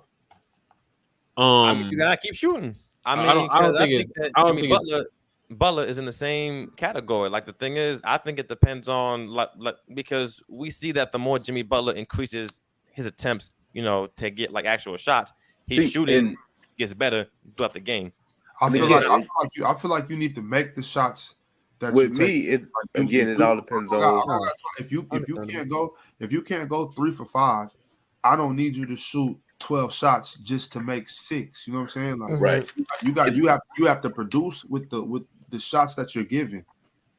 Yeah. I think that works if you're like a role player, but if you're like a star or like a superstar and you need a set amount of shots to get you going. See, I'm on the reverse side of that. If you're the superstar, you should always be in rhythm, no matter what. You know what I'm saying? I think because like if your team is dependent on you, you can't start the game like going 0 for 6, because then that's gonna put your team in a bind where y'all got to play catch up. Well, yeah. Well, the thing is though, understandable, Reggie, but my response to that is be like the role players, the players who feed off of the gravity and the playmaking of their superstar, they are usually the more efficient players because they have the more open look. Yes. So and like the star players and the ones that are super efficient, I get them even more praise because like sometimes like you won't start off that great. You have to get into a rhythm because you have to see what the defense throwing at you. Whereas these players who sitting in the corner the entire game or who just waiting for the pass or waiting for the lob, they usually just more efficient. I disagree. I disagree. So a 1 for 6 I've never been is in a different 1 for 6 from Giannis. There's a difference 1 for 6. He just took 1 for 6 like, all right, whatever. I've never been in the locker room. I've never been in the locker room had a coach tell me or even scheming up to the week before the game when we're going over film and we're watching what the players do. There's never been a time when we're just we're not paying attention to him because he's not the star. We're going to give him there's never a time where our defense is just leaving these guys.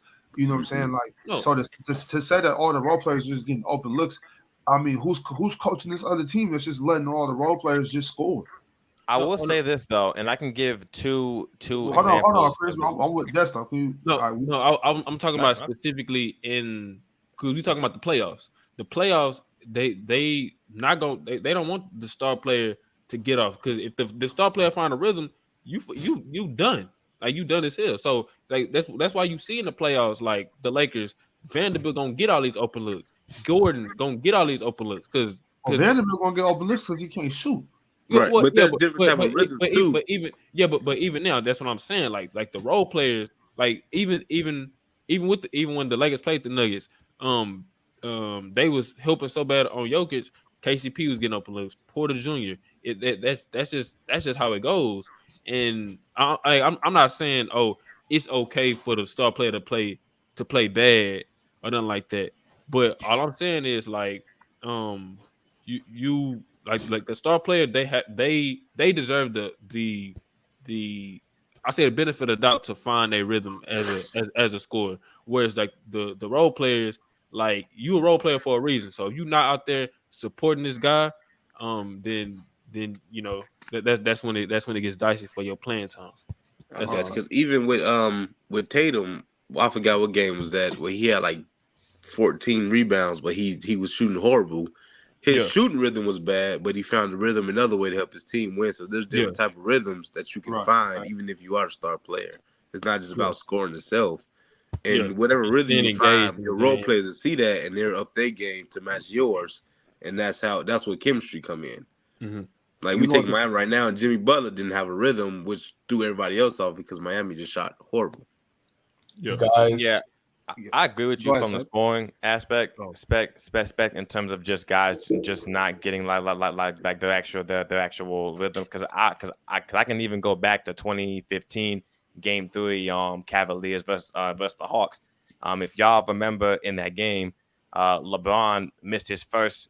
I think he went over 10 shots. Yeah, exactly. But the team because LeBron's gravity, just him being on the floor, still allowed his team. I don't think they had Kyrie. You got to go that far. You could go to the Tatum fourth quarter. Absolutely. No. But I'm just trying to give an example. Like the thing is, if you're the superstar player, and you're a coach, you're not gonna tell your superstar, especially if he's one of your more dominant scorers, to like, hey, we need you to we need you to stop scoring, because obviously them still being on the court, they can still obviously affect the game in other ways, whether it's with their defense and passing and playmaking and whatnot. But you're not going to tell them specifically to just stop shooting. At some point, LeBron eventually found his rhythm in that game, and he was able to close it out. Then he had like the game-winning 3 or something from the corner. Yeah. So let me give you guys an example of how rhythm affects a certain player, and that's technically not a star player, but an important player. Look at Jordan Poole. When Jordan Poole gets a full set of minutes, he know that he's not going to get cut. He's not in and out with the lineup. You see what he produced, and then you saw when he had spotty minutes, and you saw what happened. So there is a thing where Jordan Poole, sorry though. See. But Ox, you can't tell me that the fact that I don't know if he's sorry. I think he just got punched in the face. Facts that he got both. Two things. It punched all his confidence out. Draymond punched all his confidence out. But to be fair, like the thing about it is when he got more burn, he got more touches, he got more to a rhythm, he was more effective. And when he's spotty, his production is spotty. So that's all I'm saying. Honestly, you being facetious when you say rhythm is not a thing. You know that rhythm is a thing, especially with guards compared to big men. Now, big men, I understand your point. You don't really need a rebound to give me effort as a big man. I get you. But as a skill player, rhythm, that does count for you. Context, that's what I'm saying. That's that New York in you. That's that New York in you. Talking about the point guard, only one got that skill, like big man. New York, point guard shit. That's that New York handles. Okay, yeah. New York in you, like, what you mean? Like, listen, man. B Diddy was my favorite point guard, so you already know how that goes. I love Rod Strickland and Baron Davis. That's my favorite point guard. I think he's saying that you shouldn't have to find it's only a very few select people that made it to the NBA.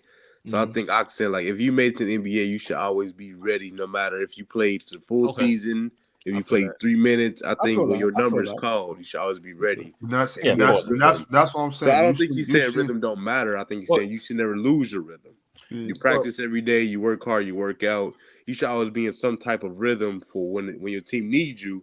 Game speed rhythm is completely different. You can't say that. You can't say that. What I'm saying is missing shots is missing shots. Right. But I mean, we're not out here missing shots because we're not in rhythm. You just missed a shot because you didn't make. You ain't out here airball. You still hitting rim. Yeah, you know what I'm saying. You shoot. Like, to me, it's like, how are you out of rhythm? It's muscle memory. You got to perform same every time. No. Ox. Let me give real pushback. Let me give a little bit of pushback on that.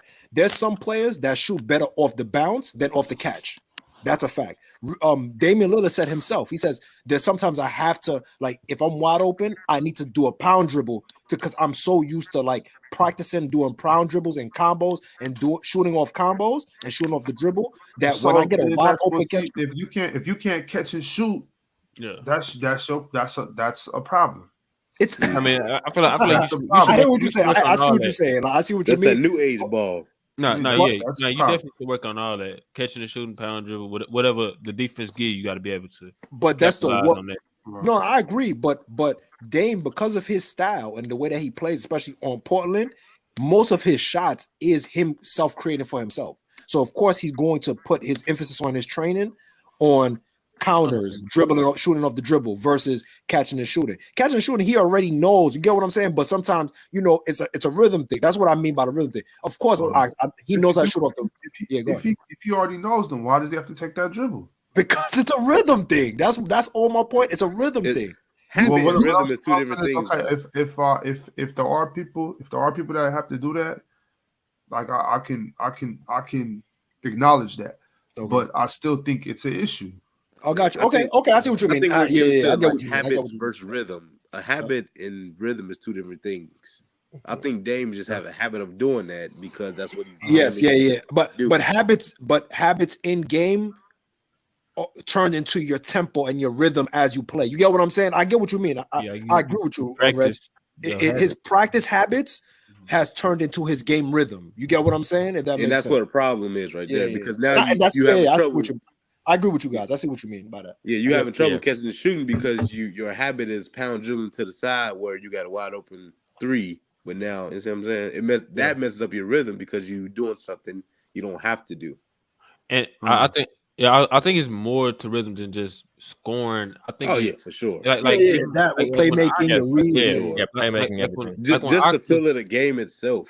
Exactly. I mean, it's all emotion. That's a great point because when Ox brought up Chimezie Metu, who I think like ideally that would be a good person to put next to Sabonis to help him with the rebound, specifically in that game 7. But if Chimezie he hasn't been active in the series. He hasn't been a part of the intensity of the game or just the playoff series in general. It's hard to just flip that switch. Yeah, see, I disagree with that. Desto, how are you a backup power forward and you're not ready to go rebound? There is zero positioning on the floor. I see what you mean, though. Because my thing is there's no excuse for that. Desto. No. This is my thing. If you talking about the regular season, I get you. But if he hasn't been active in the playoffs at all. That's he's 6. All he has to do is go rebound. I feel because I had. I'm not okay when that nigga's weak then. Okay. No. For real. That's not for real. I'm not trying to be funny. If you that's why I said I get it. If I can't sub you in, to go help him get on the glass, if you got to get in the rhythm to go rebound, you don't deserve to be in the NBA. This is what I'm saying. Ideally, yes, he can do that. But what I'm saying, because we was originally talking about Mike Brown. Mike Brown fucked him over because he didn't put in Chimezie Metu. But I'm trying to tell you Mike Brown's approach to that. It's like Mike Brown needs to go coach somewhere else. Okay, no. Yeah, I heard of rhythm shooters, but rhythm rebounder, that's kind of crazy, man. Rhythm rebounder is kind of crazy. I had a debate like this with some guys in my Lakers group chat, and it's this rookie that we got that we high on right now is Max Christie, but he ain't played all playoffs. He played spotty minutes throughout the season, but most of it was. Some of it like garbage time. Sometimes he played important minutes, and we real high on him. He's 6'6". He can D up. He can shoot threes. But to just thrust him into a playoff series against the Denver Nuggets when he hasn't been. That's a completely different thing. That's the. But I mean, you doing the same with Chimezie. He wasn't. All he got to do is rebound. Nah, but I hear what Desto's saying because when you talk about it doesn't matter what you ask him to do. That's okay. So look, once again, because you got to rotate on defense. If this is how y'all feel, if this is how y'all feel, I can acknowledge that. I can respect it. But what I'm saying is, if you're in the NBA and I'm your coach, and my starting center is getting out rebound, getting killed on the glass, if I can't sub you in a guy that's played significant minutes this year, if I can't sub you in in the middle of the second quarter, the beginning of the third quarter, if I can't sub you in to go help us get rebounds because you haven't played much this postseason, then I don't need you on my bench. Okay. I understand. There's no reason for you to be my backup power forward, and I can't put you in the game to rebound because you haven't got a rhythm. Now, so like for instance, what was going on with Tyler Hero? I said earlier, he's a shooter. He's a scorer. I need you to come and get some buckets, but I can't just throw you in right now. Okay. You've been hurt since the second game of the playoffs. That would throw us all off. You're not going to do nothing for us. So what I said with him is, maybe they should let him play, let's call it 9 to 13 minutes a game, come in and try to be a spark and see if he can find something. But we're not going to depend on that. You know what I'm saying? Because we don't want this to throw us off our rotation that we've built with him being gone. So I understand the difference, but at the same time, I'm talking about rebounding. I'm not talking about shooting. Now, so I get you for what you said with Max Christie. He does different things. But I just need you to come get a hand on the ball and keep this motherfucker off the glass. I feel you. I feel in that aspect, yeah, for sure. Just rebounding, yeah. But yeah, I mean, it's I don't know. It's like when you do that, because it's a reason why the rotations are just cut short in the playoffs. So to just thrust the guy in there is, I don't know. But I mean, I guess the Lakers kind of did that when they threw Tristan Thompson in there. He gave him some good minutes. At the end, I feel like when I watched that, I'm like, damn, he should have played a bit more in the series. But then they did it with Lonnie Walker when he had them fourth quarter points at one yard. Yeah, so with Lonnie, they started to build him up. I think in that game 2, and in game 3, that he started to get more and more minutes. And then game 4, when we needed him, he was he kind of in game 4 he ain't play no more. We gave up. He still played. He played a game 5 and he played a game 6. Yeah. But if he didn't play in game 1, game 2, or game 3, you don't think he would have gave you that game 4? They just threw him in there in game 4. No. Fourth quarter. Nah, he would have been ready. I don't think so. I don't think so. Ox, what you're pretty much saying is coaches should just go deep in their bench, depending on matchups, depending on game and how it's flowing. They should just go to their bench, deep on their bench if they need to. I don't think they should have to, but I think it should be. I think it should be open to it. Like I think being so closed off to just going 8 deep, I don't think that's the right way to approach basketball. You know what I'm saying? I think if I got a 12-man roster, I'm willing to play everybody if I can get something for you for that. Depending on the situation. If it works for what we're trying to do. Now I'm not gonna be one of them coaches like, okay, I need to get minutes for everybody. Like, nah, I'm not doing that. But I'm not gonna waste, like, that's manpower. That's manpower on the bench. If I can find a way to utilize it, even if it means 3 of y'all gonna play 5 minutes, 2 of y'all gonna play 15 minutes, and then the rest of y'all gonna rock the rest of the way. If you're Eric Spoelstra, are you putting in that young rookie, that 6'10" that can match up with the size of the Denver Nuggets? You putting him in, the guy you saw in the garbage time today? You doing that? I don't know. I don't know enough about what he, for me to make that decision, I'd have to be a coach and really be with the players in practice and see what they're capable of. Yeah. You got wait, you said Jovic? Yeah, I'm just saying, if you want to go deep, he's 6'10", he can handle the ball, he can shoot. He hasn't played a lot, but he's a rookie. Why you got your head down? I definitely would not be opposed to trying to figure out a way to make him switch up some things for us on the defensive end. Because on your bench, you never know who's gonna come out and give you what you need. And that's what I'm saying. I'm never against trying something.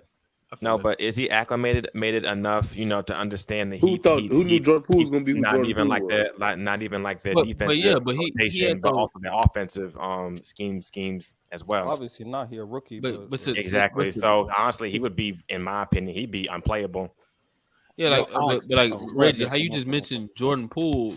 Poole had those reps throughout the regular season. He started the playoffs, and even Curry was coming off the bench in the beginning of the playoffs last year. But you talking about Jovic? I don't even think I've ever seen him play this. He had back problems. He had back problems, and he was just throw him in the NBA Finals, bro. I don't know. But to be fair, I'm gonna say this though. gonna say context this. situations matter. Yeah. I ain't saying throwing a 17-year-old kid out there against the 2-time MVP. Like, you know what The I'm funny saying? thing is, I'm saying, Go ahead, I'm Africa. saying match up on guys like MPJ and stuff, you know, for the size. But He's 6'10", but like that's Bob all said, good. it's manpower. You know what I'm saying? You got to I see keep what you y'all mean. I see what you mean, practicing Africa. I don't think he's ready for that, man. Yeah, I don't think Yeah, I he's didn't ready for say he's that. ready, but No, I'm he just going by I Look at Ox's logic. look He at might as Yeah, well I see go what you mean, deep. Africa. look Just at to get him in the Portland. mix. Hell, Bam Look ain't ready at for Portland. Jokic. What was the coach that just had? Terry Stout. Yeah, Terry Stotts, yeah. Mhm. Terry Stotts. Terry Stotts. Yeah, Terry Stotts. Yeah. Do y'all remember the year when they had Rodney Hood?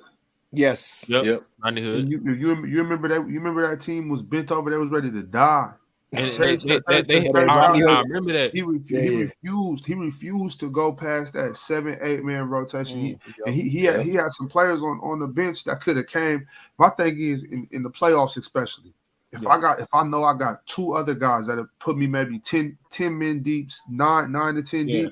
If I know that my ninth and 10th, if I know they can at least come and give me some solid defense, knock down shots, and they're not going to give me Especially negative against minutes, the bench. Yeah, I'm going to use them in game 3, game 4, game 5 to keep my guys fresh. And so what that they when I gonna do? get They to gonna play the Western defense because Conference they want Finals. that playing Yes. time. So they gonna play I got defense. no, Ox, exactly. What they should have been doing is little by little, you give little minutes here and there throughout the playoffs. You know what I mean? Yeah. So that way you can build some, some reps. So that way they don't just get like caught up in the moment. I agree with you. I agree. Exactly. Because I feel like if you're gonna do what you just said, Ox, I feel like that's something you do in a game 1, game 2. Mm-hmm. Just so they could get a feel of who they matching up against, what like positioning. Like I mean, Game speed. Game speed. It's only so much like film. We know can show regular you. season and But playoffs. being out on the floor, where it's like you throwing them in a situation when like the series 2-2, it could be very just different for them. Especially trying to you throwing them in a series, they trying to match the intensity of some guys who've been That's already like locked in. Who already locked. So I don't know. I feel it's just the human aspect of it. But see, that's my problem right there. Why are you not locked in the same way that he's locked in? But I mean, it's just a different feel. Like if you haven't played for like his experience, if you haven't played for like 4 or 5 games, and the coach throw you on the court, okay, you say, okay, I'm ready to go. But it's just different when you going against a guy who's been seeing the same defense for 4 or 5 games now. He knows what your coach gonna run. He already built up a sweat. He already got his adrenaline going. Right. He already did locked in on this game. Right. Whereas you stand ready as a player, but it's just sitting down. You literally sitting down. But if you giving them spot minutes like at the end of the first quarter or at the end of the third, letting them see what the other coach gonna run, letting them make a few shots or just different things of that nature. But to throw them into like a game 4, game 5, game 6, game 7, I don't know. I think that's I don't know. You could potentially like. I don't know. I think your front if you lose, your front office could look at you kind of shaky. And that's the thing, right? Not a lot of room for error in the playoffs, right? So Eric Spoelstra exactly. will go with a guy like Cody Zeller over a young guy like Orlando Robinson. I don't know if you watched Orlando Robinson during the regular season, right? Who's more athletic, who's actually you could say a better player at this point of Cody Zeller's career, but Cody Zeller understands defensive schemes. He's been in the league for a long time. He understands coverages. So you guys just gotta let him know. You just gotta let him know what to do, and he most likely can do it to the best of his ability. But to me, I'm taking a fly on Orlando Robinson and seeing what he got during the game when Cody Zeller out here learning on the fly. He's learning on the fly, and then on top of that too, if it's just extreme, then like how Ox was saying, how they were just getting killed on the boards. Right. Yeah, of course. And that's the thing about it. Like, you gotta shot something. Like with Alex Lynn and Metu, like that was a no-brainer. Yeah, I got you. Yeah, I understand. But that's my main point. My main point was that Mike Brown saw. I got you. I want, and since we on the subject, I just want to take it a step further. Not only did he sell by not putting in Chimezie Metu, Alex Lynn, or Rashawn Holmes to help us rebound. You know what I'm saying? Rashawn Holmes. The knuckleball floater. He left Terrence Davis out there just because Terrence Davis got off in game 6. Thank you. And we got Davion Mitchell sitting on the bench, sitting on the bench while Steph watching Steph crazy. Curry go for 50. So, Yeah. so you know what I'm saying? I think Mike Brown. You watching your man's get jumping, you ain't helping. Yeah, and that's just great. like Mike Great, Mike Budenholzer with Drew Holiday. Let that man You on just the letting island it get die. punched on, and Watch nothing. it get punched on. He said I no love help. how you analyze that because even though Davis threes and all that, like bro, like on the other end, especially Gordon Curry on and that night. I mean, when you drop 50, bro, nah. What you doing? What are you doing?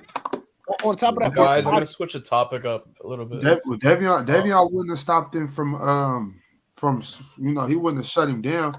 But he was would have made it harder. He probably would have like 39, 41. You know what I'm saying? Something like that. Because Ox, the thing he still would have got off, but not 50. The thing about Davion that a lot of people like, he has that skill the same way that Dennis Schroeder has that skill of like squeezing in between those screens. Like, you know what I mean? Like he finds a way, like he'll stick his arm through, he'll get underneath Steph. Like he would, a lot of people say, oh, he wasn't doing nothing to Steph. Go watch the game and watch the small little body languages. You can see Steph was rushed when Davion was on him. That's a fact.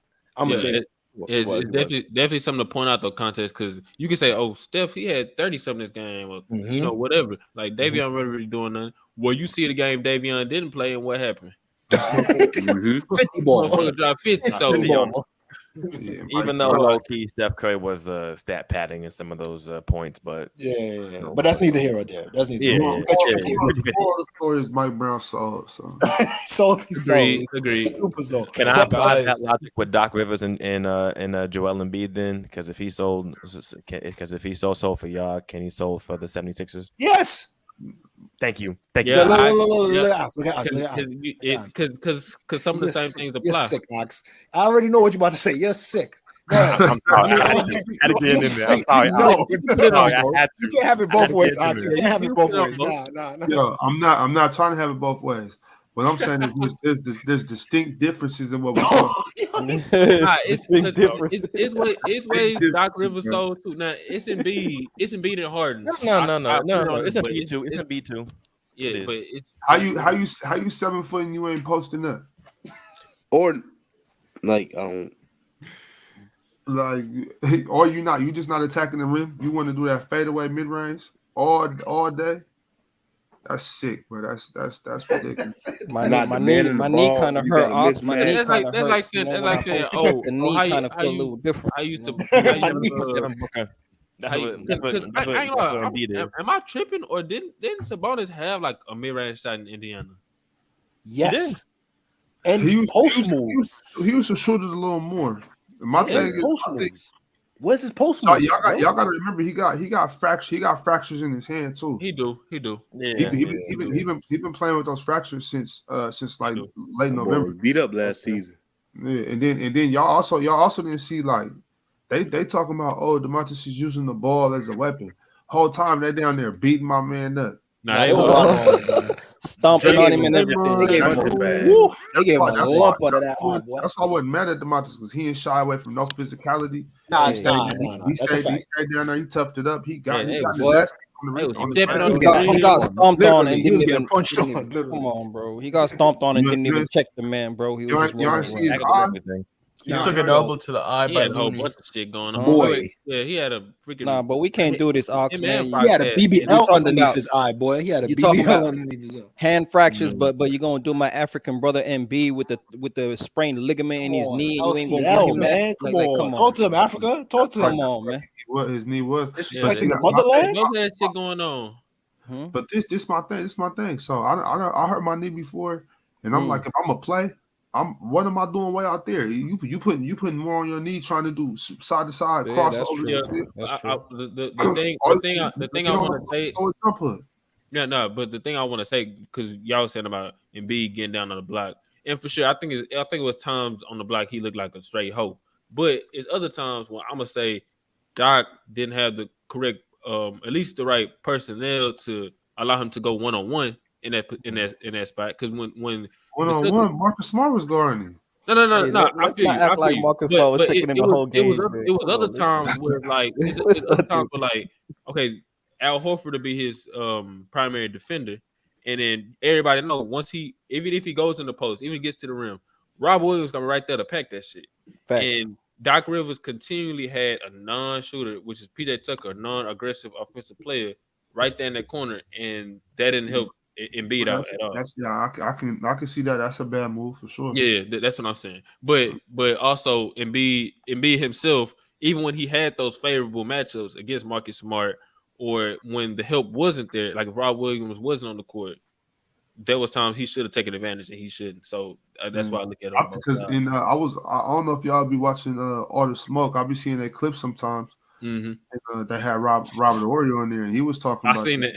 You seen that? Yeah. He was telling Embiid. He said they lost because Embiid wasn't getting his ass in the post. Yeah.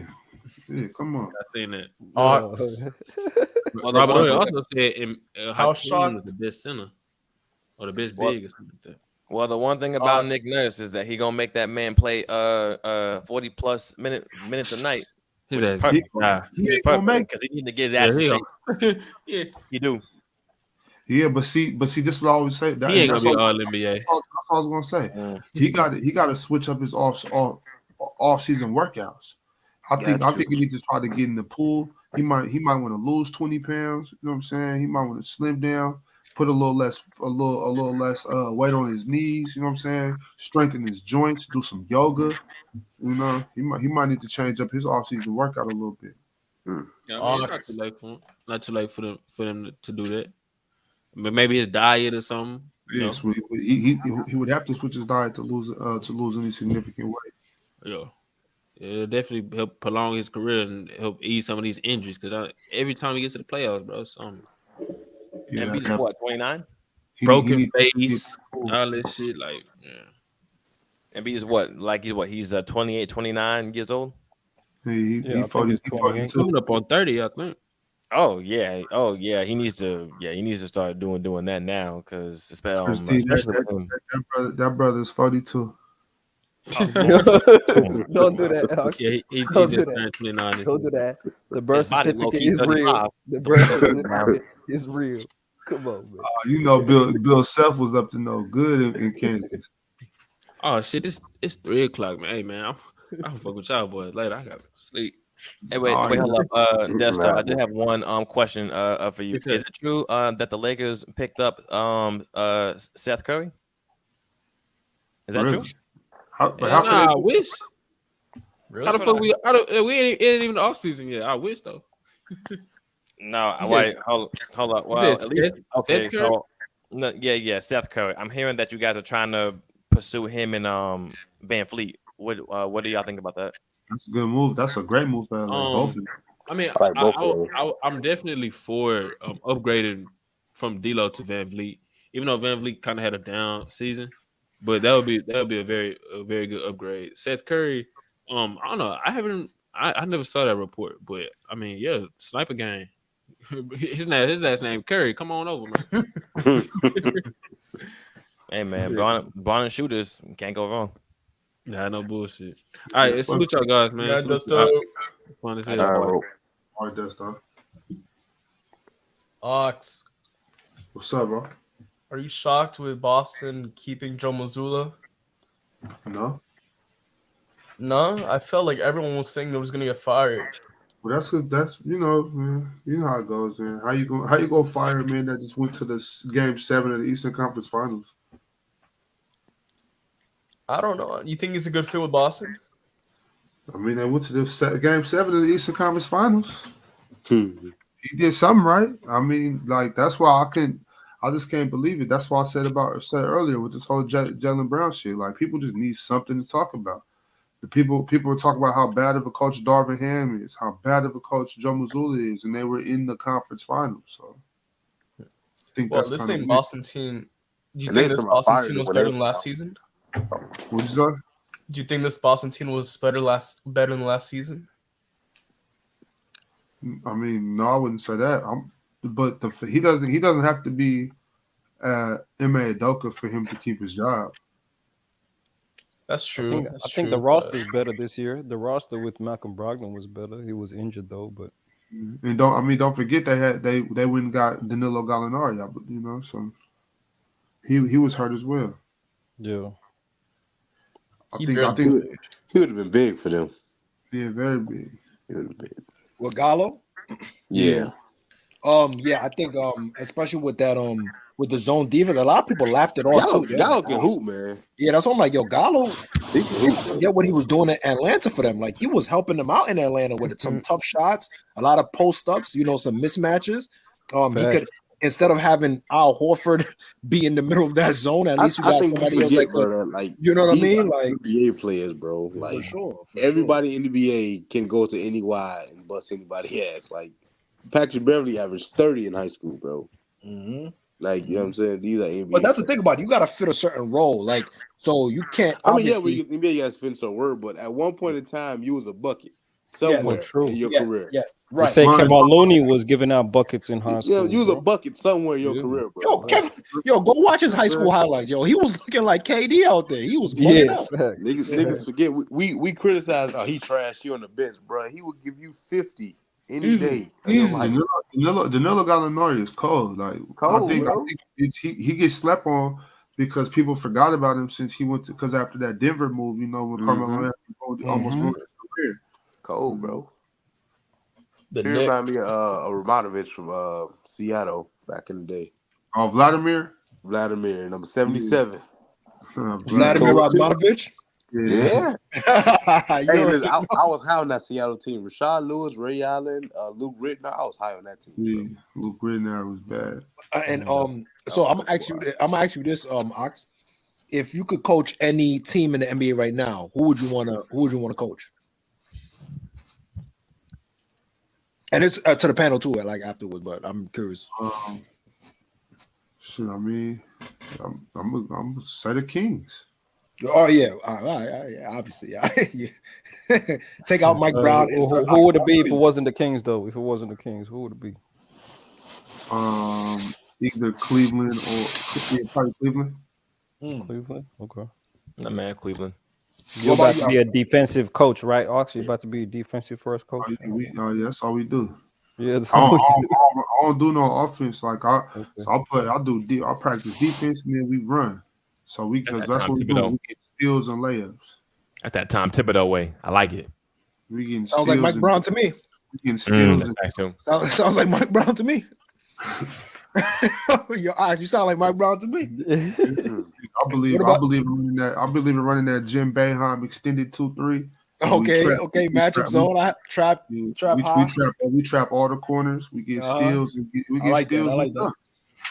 That's fine. Running fast break. What about y'all? What about the rest of y'all? What about you, Africa? Me, if it wasn't my Lakers, man, I would honestly, a team that I'm high on is the Houston Rockets, bro. I coach the Houston Rockets, man. Really? I would coach a young team, grow with the team, give me a long contract, a Monty Williams type contract, hook me up with that. And I like that team, man. I like you high on Sengun? Sengun is gonna be a future all-star. All-star to me. Jalen Green gonna be an all-star. KPJ, even Jabari Smith and Tyre Eason off the bench, bro. That's a nice squad, even with and Kenyon Martin Jr., man. So that's a nice squad. I was kind of salty they didn't get the number 1 pick. I wanted Wembanyama to go to Houston. I thought that was the perfect young team to go to. I don't think it would have. The more and more that I look at what San Antonio can offer, the more I think is a better fit compared to Houston because they have more cap space. They're gonna be under more of a structured offense, and a structured offense and a structured organization. Because right now Houston is trying to rebuild back some structure with Udoka and having some thing. I just think that Pop is gonna be able to nurture that prospect better versus Udoka. Don't get me wrong. I think Udoka could get him and make him raw, make him nice.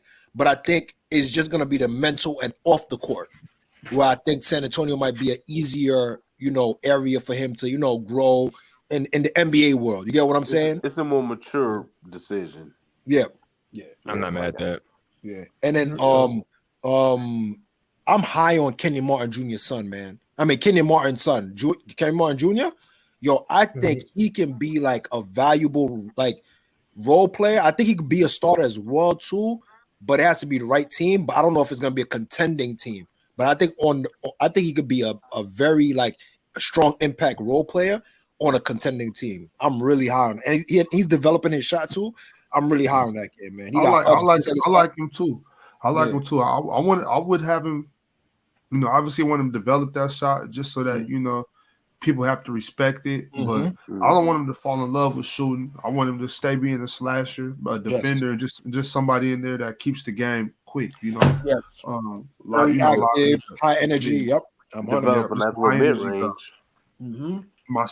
That'd be my seventh. You know, my second person off the bench, the seventh man. Yes, right, 100%. And I feel like he will be like high impact plays the same way that Gary Payton Jr., Gary Payton II, where he was able to do it in the Warriors. I think it could be like Kenny Moore, but just with a better jump shot. Yeah, for sure. What about you, Reg? Who would you want to coach? Cleveland. Bob said Cleveland. I go there. I like Brooklyn. What they got over there. I do Brooklyn. McHale, Joe Harris, Seth, Nick Claxton, O'Neal. I like that. And Seth is going to be a free agent, by the way, just so that you know. He's going to be a free agent. Yeah. And I either out of the other two, I'll probably go to Minnesota or New Orleans. New Orleans, I agree with you 100%. Yeah. I was thinking New Orleans, but I can't do New Orleans with Zion not playing. Zion gotta get in shape, bro. If Zion doing windmills before the game, and not playing. I like what they got over there. I like CJ, Brandon. I'm probably going to have to hit him with something. Imagine he hit you with something back, boy. That boy's a tank, boy. That's what I'm saying. That's why I'm He gonna a pick. tank for real. That's why I'm gonna pick something up. Just Ice Cube, put the Ice Cube on D-boy. I like Brooklyn though. That's fine. That's fine. I like what they got over there. What about you, Chris? Well, I'm biased. I would say Orlando, and you know why? Because our potential for us is crazy. But if I'm not got to be biased. That's a hell of a team to coach. I ain't even mad at that. Of course. No, but if I'm not picking the Orlando Magic, I'm picking the Oklahoma City Thunder. For me, I like their roster. I love SGA. I love Josh Giddey. I love Giddey can hoop too. Exactly, and then I love Lou Dort as their third option. And then they're gonna have and then they have Jalen Williams off their bench. Oh my God, I love Jalen Williams. I love him so much. He's going to start. Yes, in 2 years. In 2 years. He should start next year. To be honest, bro. Like, he's so good. Oh my God, they might start him. I'm like, yo, boy. So if he starts, who sits down? What's the starting lineup? At the one, he's gonna be Giddey at the 1. Yeah, Giddey at the 1, SGA at the 2. Yeah, Jalen Williams at the 3. Oh, Lou Dort got to sit, bro. Yeah, Lou Dort got to sit. Dort, you gonna sit Dort? Yeah, Lou Dort got to sit. Yeah, you're right. Would you trade Williams for Jalen Brown? But Jalen, he can play power forward as well. That's small a good question. Forward. He's small forward, power forward. But yeah, Lou that's Dort. what I said. They have him usually playing a small forward coming off the bench. Yeah. That team will be super fast. It's just, do you trust having a small 4 like that and a thin 5? Because Chet is frail. Chet is thin, but the thing is though, he's a great shot blocker. True. No, Lou Dort got to sit. Yeah, Lou Dort got to sit at the 3. Yeah, Lou Dort might sit. Would SGA and Jalen Brown work together? SGA and Jalen Brown. Yeah, why not? Yeah, why not? I want OKC with Jalen Brown. However, at least for the skill set, that's an interesting. Like, I'm curious to see how that would work out. Like, obviously, Giddey would. I don't know, because it will kind of take away from Giddey's like penetration into the lane and him dishing out. But I think he will be able to find Jalen Brown on those back. Oh damn, what's going on? What the hell was that? What happened? Oh yeah. I think Giddey will find Jalen Brown with those backdoor cuts and stuff like that. The way that Marcus Smart can't open his eyes to find him and see it. I think Giddey would make Jalen Brown life a little bit easier. So That's interesting. I'll look more into that. That's interesting. Well, I know if they need him with Jalen Williams like developing and showing a lot in his rookie season, he got the 3 I think locked down for the future. So I don't know. I think they need a stretch big, like a stretch 4 or stretch 5. Chet's meant to be that, but at the 4 as well, if you had a stretch 4, that would be nice too. That would give more space for SGA and Giddey to I'm work. gonna tell you what they. I'm gonna give you some source right. I'm gonna tell you pause, but I'm gonna tell you what they should do. Go for Nas Reed. I'm not mad at Nas Reed. Go for Nas Reed. You know what I mean? Or if you really bold, go for Lowry Marketing. And now you have Lowry Marketing. But I don't think Utah giving him up. Yeah, I don't think Utah gonna give him up. Yeah, the Jazz got him on lock. What about Porzingis, free agent this season? You could throw some money at Porzingis. You know, I wouldn't be mad at that either. Porzingis at the 5? Next to Chet? You can play Chet at the 4. Yeah, he got handling ability. Play Chet at the 4. I like that. Well, I don't know if Porzingis wants to play the 5. That's the thing about it. I don't know. Okay, then Chet can play the 5 then because he's a 7 Yeah. Chet has at this point you have no choice. Sorry, bro. Sorry, bro. You can't. You're not gonna dictate to us what we're gonna do. You're playing the 5, buddy. What did y'all Figure have it out. Porzingis coming in? Did y'all have him like a top 5 player in like 10 years? When he first came in? No, I was shaking on him. No. I was shaking on him. Like and like watching him. Like I went to a game and I saw him play live. I just thought that I knew that he was good. I just like the NBA is too athletic for him. Like, what game did you that's see, what it bro? feels like. He's athletic. You watch a college game? No. This is his first year on the Knicks. In 2015. Mm-hmm. Okay. Yeah, and it's body type. Like I just like, damn. Like I don't know if he's gonna be able to adjust. No, don't get me wrong. He's adjusted. But I don't know if I think he's just gonna always get injury prone. Like, you know what I mean? Like he may end up like Big Z, Zydrunas Ilgauskas, where like he loses a lot of athleticism and he's just more skill bound and he gets to shoot, you know what I mean? And that's what it is. I don't think he could keep up with the NBA athletes. I think that's gonna make him more injury prone, trying to like play this high paced game. You know what I'm saying? Mm-hmm. I wasn't big on when he first came in. I'm gonna dip. All right, bro. Good night, y'all. All right, sir. I'm right behind you, man. Appreciate your Ox. Good work, bro. Yes, sir. Yes, it's about the 3.5 hour mark. We might as well go ahead and wrap it up. I'm cool with that. Yeah, appreciate y'all. If you in the chat, please like the video before you go. If you're not subscribed, please subscribe to the channel. Once again, Sunday, June 4th is the Podathon. We'll be going from at 8 a.m. Live 24-hour appreciation show. So y'all make sure y'all stop in for that, man. Appreciate y'all. Let's get it. Light the beam. Y'all make sure y'all take care of yourself, drink some water, love yourself, and never drink and drive. Call an Uber, call a cab, call a Lyft.